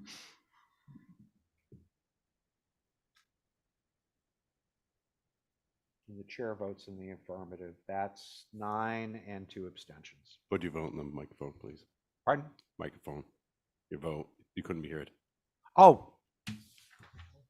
Geez, I'm so sorry. I vote in the affirmative. So that is a 9. Thank you. 9 and thank you. I appreciate that. This is, see, I'm human, and this is why we continue to do what we do. Thank you. So that's 9 with 2 abstentions at this point. All right. So the second determination that needs to be made is the ratification of Leslie's contract. Is that sufficient enough, Janelle, or is there anything else we should add to that? It would be a motion to approve and ratify the contract effective July 1st, 2023. All right. So Thank now you. that that's, thank you. So now that that's framed at this point, is there a motion to approve and ratify the contract effective the date that town council just said? I'm so sorry. July 1st. July 1st, 20, yeah, okay, thank you. Right. So is there a motion from anyone to do that? I'll make the motion to approve and ratify the contract Okay. effective July Effective 1st, July 1st, 2023. Thank you, okay. And is there a second to it? Second. Mr. Chairman. Motion's made and seconded at this point. Is there any discussion on the issue before we proceed to the vote? Yes, Mr. Acting Chair. Yes, ma'am. Yes, sir. Thank you. So based off my discussion earlier, would it be town council's opinion that any any changes to the contract language as proposed at this point are unwarranted, or is there an opportunity to discuss that? I would say to you at this point is that you're ratifying a past action of what was done, and you're bringing this back forward again. And so there's a few things that emerge out of it. The original contract was for a 3-year term. So this was, when we did this, we fully engaged Leslie with that understanding of it being a 3-year term. I think anything that you would do tonight to change that would be rather hazardous, and it may completely turn the course of events here, because you're presenting the person who we offered that contract to a whole bunch of new terms. So you're essentially at that one moment changing the terms of the contract without the person who's acknowledging that. The board may say, yes, do it. But that person who's the obligate party as well too should be informed of that in advance, as opposed to, I think they need to know it in advance as opposed to right on the spot on the moment, because they may have a very different view and look of things. And as town council said as well too, if we do move ahead with that, there are also legal ramifications that are built into the contract as well too. Contracts try to protect all parties involved in the process. So, Janelle, I just played junior lawyer, but I hope that was appropriate and summated things. And if you have a different perspective, I would love to hear that. Thank you, Mr. Chair. No, I defer to the comment by my colleague, John Giorgio, with respect to the legal implications of any contract modifications. Mr. Chair, if I may. Sure, Mary, we're still in discussion. I would say that any attempt to change the terms of the contract would be equivalent to nullifying the contract. I would agree with you at this point, but this is why we have two attorneys here as well too. But I at surface, I would agree.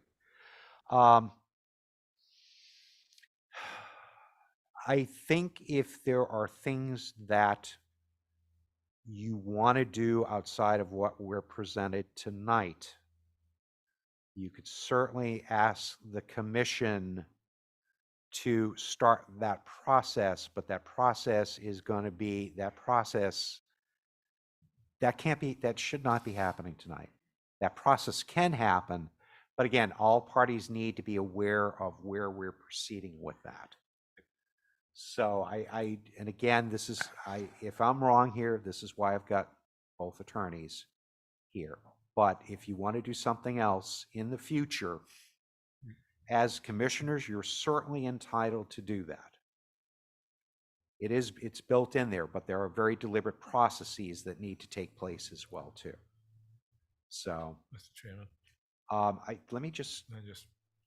hold on just for a sec though. I promise I will. raise the hand button. I'm just going to go like this. Yeah, no, I got you. You don't have to do the raise the hand button. You're here. You're funny. I just want to make sure again that I'm accurately portraying that correctly through you and John, Janelle. Oh, sure. Thank you. Essentially, the contract that we're here reviewing tonight is the contract that went into effect on July 1st, 2023. And that's the contract that's at issue, in my opinion, with respect to the open meeting law determination. There are obviously, due process and labor and employment legal matters that would be implicated to the extent there were any modification to that contract. Separate and apart from the open meeting law. The open meeting law talks about process, talks about meeting process and minutes and meeting notices. With respect to any substantive changes to a contractual relationship, that would raise other legal and liability considerations outside of the open meeting law that would warrant significant consideration, in my opinion. Thank you. Mr. Lowell, are you good? We're still in discussion phase. I just don't want to get too far from the vote. No, but, I'm trying to. But I think I just want to reflect back to some of the things that were said about moving forward, improving the process, from internal hiring. I think that's going to be happening through the select board, town administration. And this position is multifaceted with the MOU and the independence of the planning commission hiring process. And I think that's a real good opportunity to fix a lot of things. It's not just us. Okay, I don't want to get that to be forgotten. Okay, it isn't just us, and I think that this is a good outcome can happen as the complexities and the you know, seriousness of town government is very complicated. Right. It is. I'm still learning. We all do. Lots of things, and I think it's good for the town. I think it's good for, you know, some of the joint meetings that we've been having, that I think we should have more of. I think there's a lot of collaboration that can be happening, and I think part of it is this whole process of hiring from within. I do understand what Seth is saying. I do like his point about what would it take to actually do that? How much would it cost? All that kind of stuff can be part of the future discussion. Yes. So that's all I have. Thank you. Thank you. If I may, quickly. Yep. Thank you. And I appreciate town council's response to give clarity on this on this issue, because I think the public had questions about this as well. And I understand that at this point, it's not a viable path to make changes to the contract, which is fine. I think that I hear the legal opinions there, and I agree with them. I just want everyone to be, you know, clear that there is sometimes differences in what legally makes sense, what conceptually makes sense. So conceptually, I think that there could have been modifications that made sense, but it doesn't sound like that's the process we're in, and I'll defer to the legal process. Thank you. Thank you. And realize as well too, we're here to act within the scope of what's been presented by the Attorney General to deal with with what went awry in the process. So that really is part of what we're here for too. Is there any further discussion? Okay. So you're all clear on the motion at this point, or do I need to repeat it? Well, I'm in a hearing, second. I'm hearing you're all clear on, Yes. on what we're doing at this point, which is to approve and ratify the contract effective July 1st, 2023. Okay, roll call vote. Dave Iverson. Aye. John Trudell. Aye. Nat Lowell. Aye. Mary Longacre. I'm sorry. Hey, Yeah. Town council had her hand up, so I just. Oh, geez. I'm sorry. You see, my iPad cuts things off here. Thank you. Just for a point I of apologize. Wow. Thank you. No, not to be overly technical through you, Mr. Chair, but I think we Yes. should include Ms. Snell's name in the motion as well. Thank I'm you. sorry. We should include Ms. Snell's name in the motion as well. Thank you. This is why I'm so glad you're here. At this That's point. why we're here, Barry. That's yeah, I know. Thank you. Say her name. Say her name. Jeez. So no, this is good. Again, Oh my God. as we said before, I know it actually is very funny. You know, let's not get too serious of ourselves. But that's where it's a team effort to get these things done. So I'll withdraw my vote, waiting for the amendment. sorry. I will withdraw my vote, waiting for Dave to make a new a motion to include the name. All right. That wasn't, yeah, whoever made the motion wasn't me. So the person who I'm sorry, Barry, could you lean into the mic? Yes, I'm so sorry at this point. I'm looking at my notes at the same time and yelled at. trying to do that. Thank you. I'm happy to do that. So Mr. Lowell, Mr. Topham, do you agree to the amendment that was proposed by Town Council to include Leslie Snell, Woodson Snell's name in Yes. the ratification and approval? Yes, Mr. Yes. Chairman.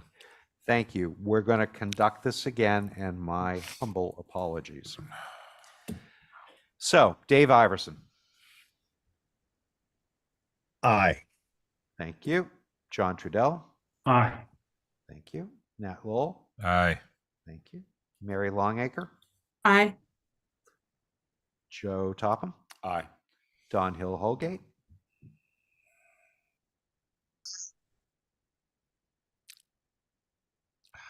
Oh. Don, if you're out there. There you are. Muted. You're muted, though.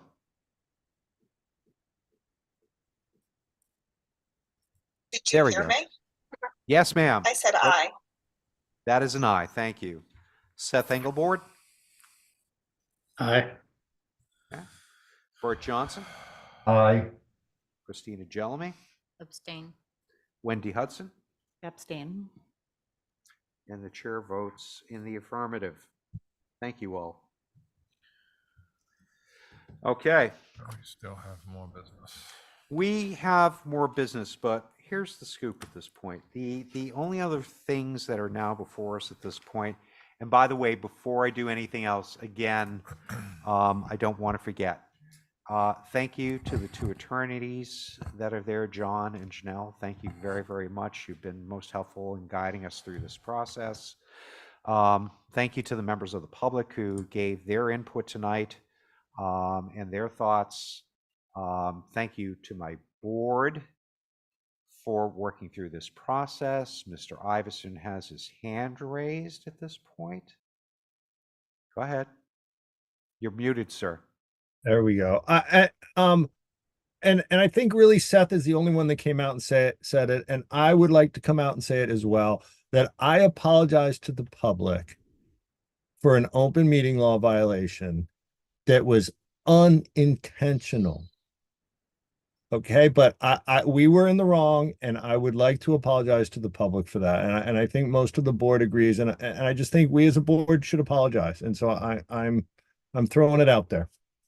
And I think, Dave, I don't know, you may have missed it or not, because I did the same thing as well too. A number of us have said that, and I'll leave it such that the commissioners, are free to express their thoughts and comments.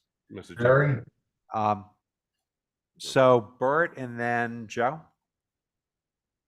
Yeah, Bert, you're up. Yeah, Barry, I think I'd like to make a motion that we apologize to the public as a board through our vice chair. That we write some sort of apology that could be put in the online or in the paper or whatever.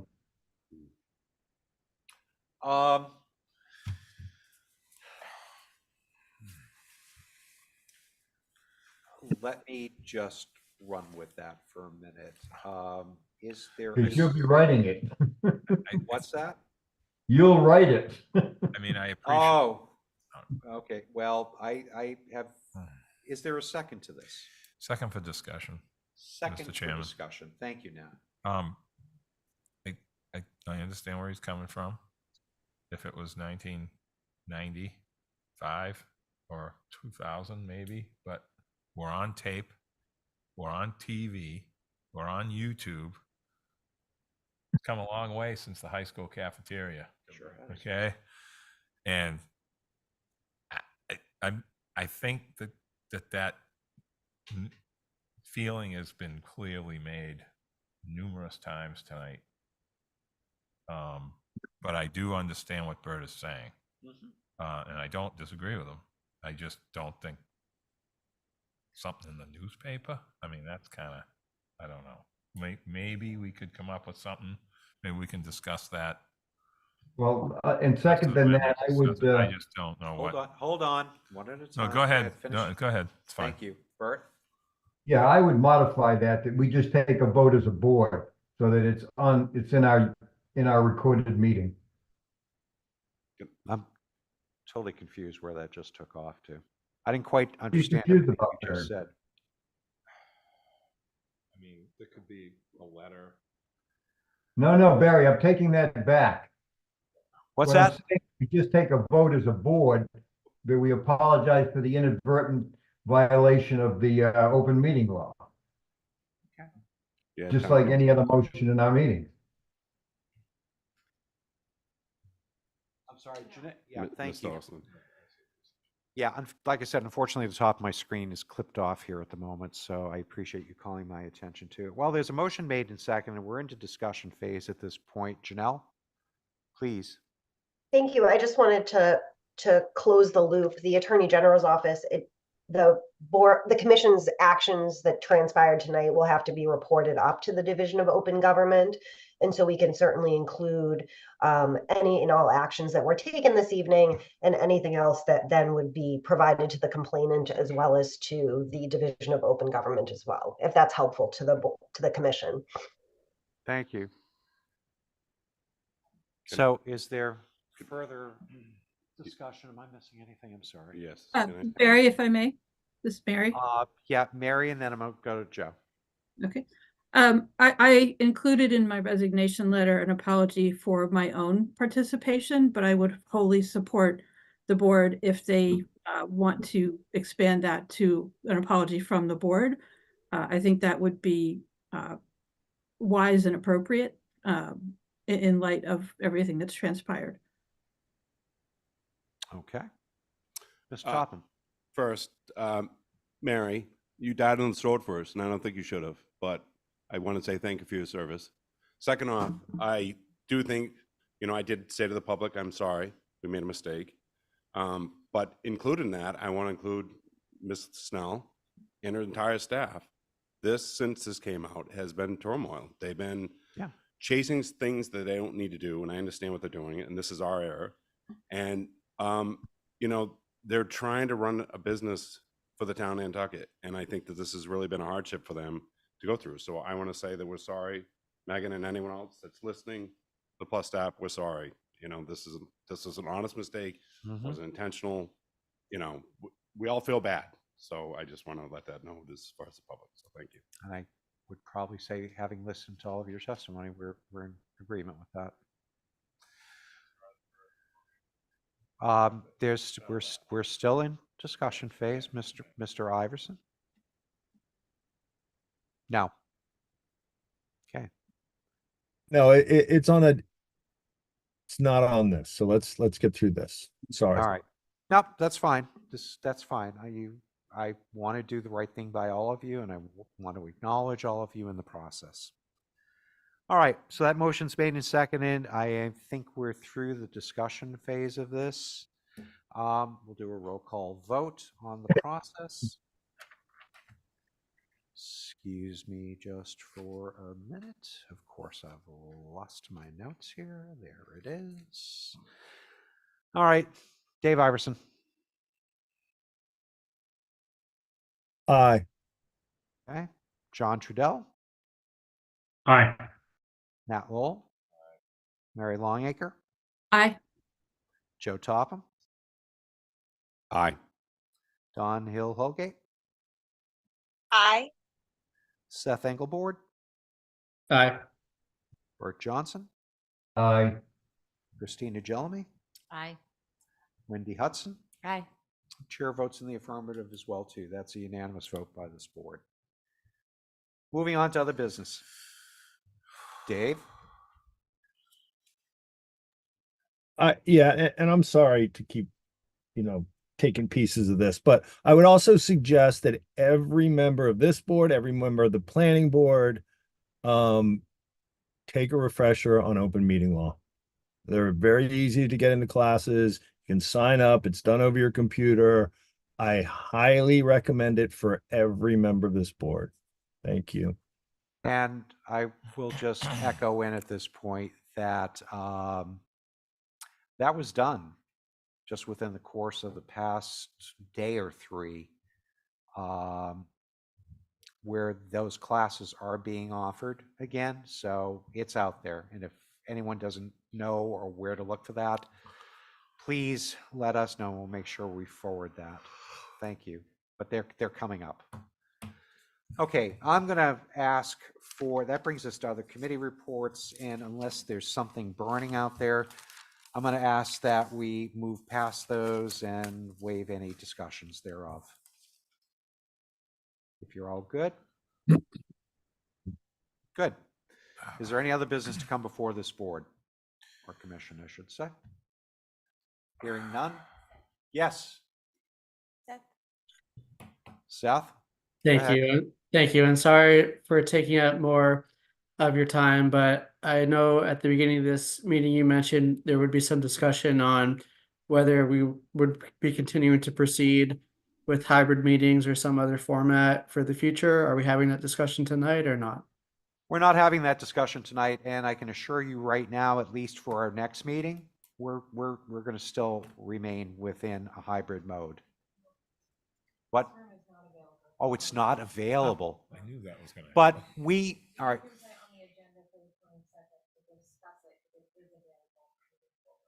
All right. And are there any other options available on the 22nd? I wasn't aware of this right until this moment, so trailer or something. Let her explain it. Erica, go ahead.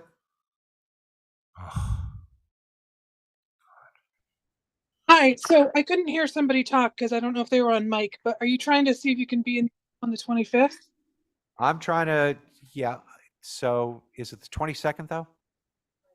Or the 22nd, which is what, It'd be a Monday. as long as we have to check with Robin at the police station to see if the room is available.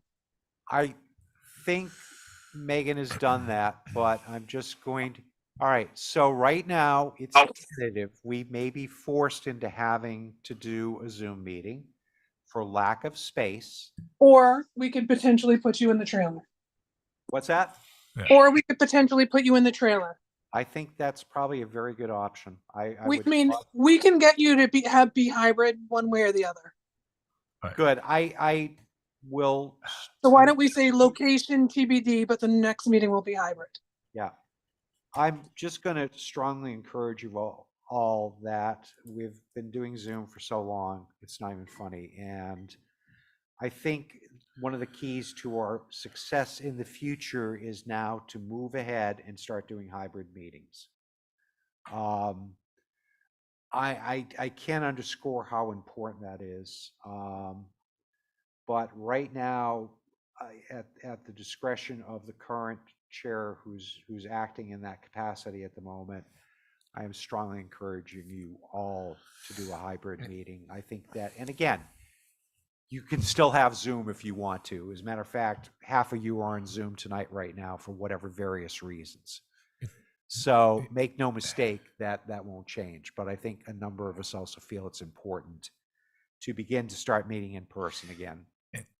And when we get back to the way it's been, there's plenty of room in the trailer for our typical audience. That's correct. That is very. Had to get that in. We had more people on today than we have since 2000, and adding up every meeting since 2004. Nat, never underestimate. So, never underestimate anything. So, and that's, I'm glad Erica's on, and I appreciate her unbelievable diligence in this. And I was concerned about space. It's different now. There isn't any space. It just disappeared in the last 4 years. So it's going to be a work in progress. There may be a Zoom meeting, Barry. Oh, I agree. So, not because of us, not because we don't want to be whatever someone says we're not. It just may not be available. There are a number. So that's important. That's all I'm saying. Yeah, and I agree with you. And there's a number of different reasons why we may go back to Zoom. Yeah. And again, I'm just saying the town's got this. It works really well with FinCom, works well with the other commissions and stuff over there at the trailer, and there's plenty of parking after work, so it's not so bad. Okay. One thing. All right. Yeah, Erica, go ahead, and then I'll go to Attorney Giorgio here in a minute. Sure. I just wanted to say that as a regulatory board, we will always make efforts to find you a location to meet in person if that's the way you want to go. And of course, everybody is still allowed to meet remotely if they're unable to come to a meeting in person, up until the open meeting law changes, which I believe is in April of 2025. Yep. So, we'll see what happens then, but we will all, if your desire is to go hybrid, we'll always try to make an effort to make sure you have a regular meeting space again. And I'm just going to thank you, Erica. That means so much to me. I'm going to turn to Attorney Giorgio here, and then I just want to cap that for a minute. Go ahead. Mr. Chair, I just wanted to make a request that Janelle and I be excused from the meeting, if that's okay. Most certainly. I don't know. I think you like I think I like having you do. Janelle has to put her kids to bed, and I need to watch the Celtics game. Oh, I'm Thank you, fine with John. her. She gets to go, but I don't know about the Celtics thing. Priorities, John, priorities. We'll have to discuss that. But anyways, I just want to say thank you for performing an excellent job tonight. Thank you. Thank you. Thank you all. Have a good evening. Thank you. Thank you. And in terms of where we're going to. Can we go back to the meeting for a minute? Unlike planning board, we don't need to notice anything. There's not any advanced planning that needs to take place for the meeting in terms of location. So we'll try to make it hybrid if we can, and we'll let you all know where it will be or if it will be. Thank you. I appreciate it. It will be a work in progress. I think you hear the intention of where we'd like to go, and that's the short term of things, and the longer range thing we can vet out. But we're just going to try to get through the next month and then begin to proceed from there. And you all will have a little bit of time to weigh in on that process. That's it. Unless there's anything else before this August board at this point. If not, I will take a motion to Mr. Chair, one more thing. I do please. not want to prolong this meeting any longer, but I do want to say thank you all for your support. I really appreciate it. Okay. Thank you, Leslie. Thank you. Thank you, Leslie. And Okay. We good? I gotta stop leaning back. I've been told. Yes, I know. I do. Nat, sometimes I do the same thing. Weren't these longer in 2019? All right, let's stay. I think they were. Let's stay on focus here because we're not. Jesus Christ. So, unless you want to hang out for a while and discuss other things that are appropriate. Motion to adjourn. Second. Second. All right, so the motion was made by Nat, seconded by Bert. Roll call, please. Dave Iverson? Aye. John Trudell? Aye. Nat Lowell? Aye. Mary Longacre? Aye. Joe Topham? Aye. Don Hill Holgate? Aye. Yep. Seth Engelboard? Aye. Bert Johnson? Aye. Christina Jellamy? Aye. Wendy Hudson? Aye. I was sure I might say no. I like hanging out with you guys, but that's me. That's me. Anyways, I concur. Thank you, everyone. Thank you. Thank you. Thank you. I can't say that enough. Good night, everyone. No, I don't.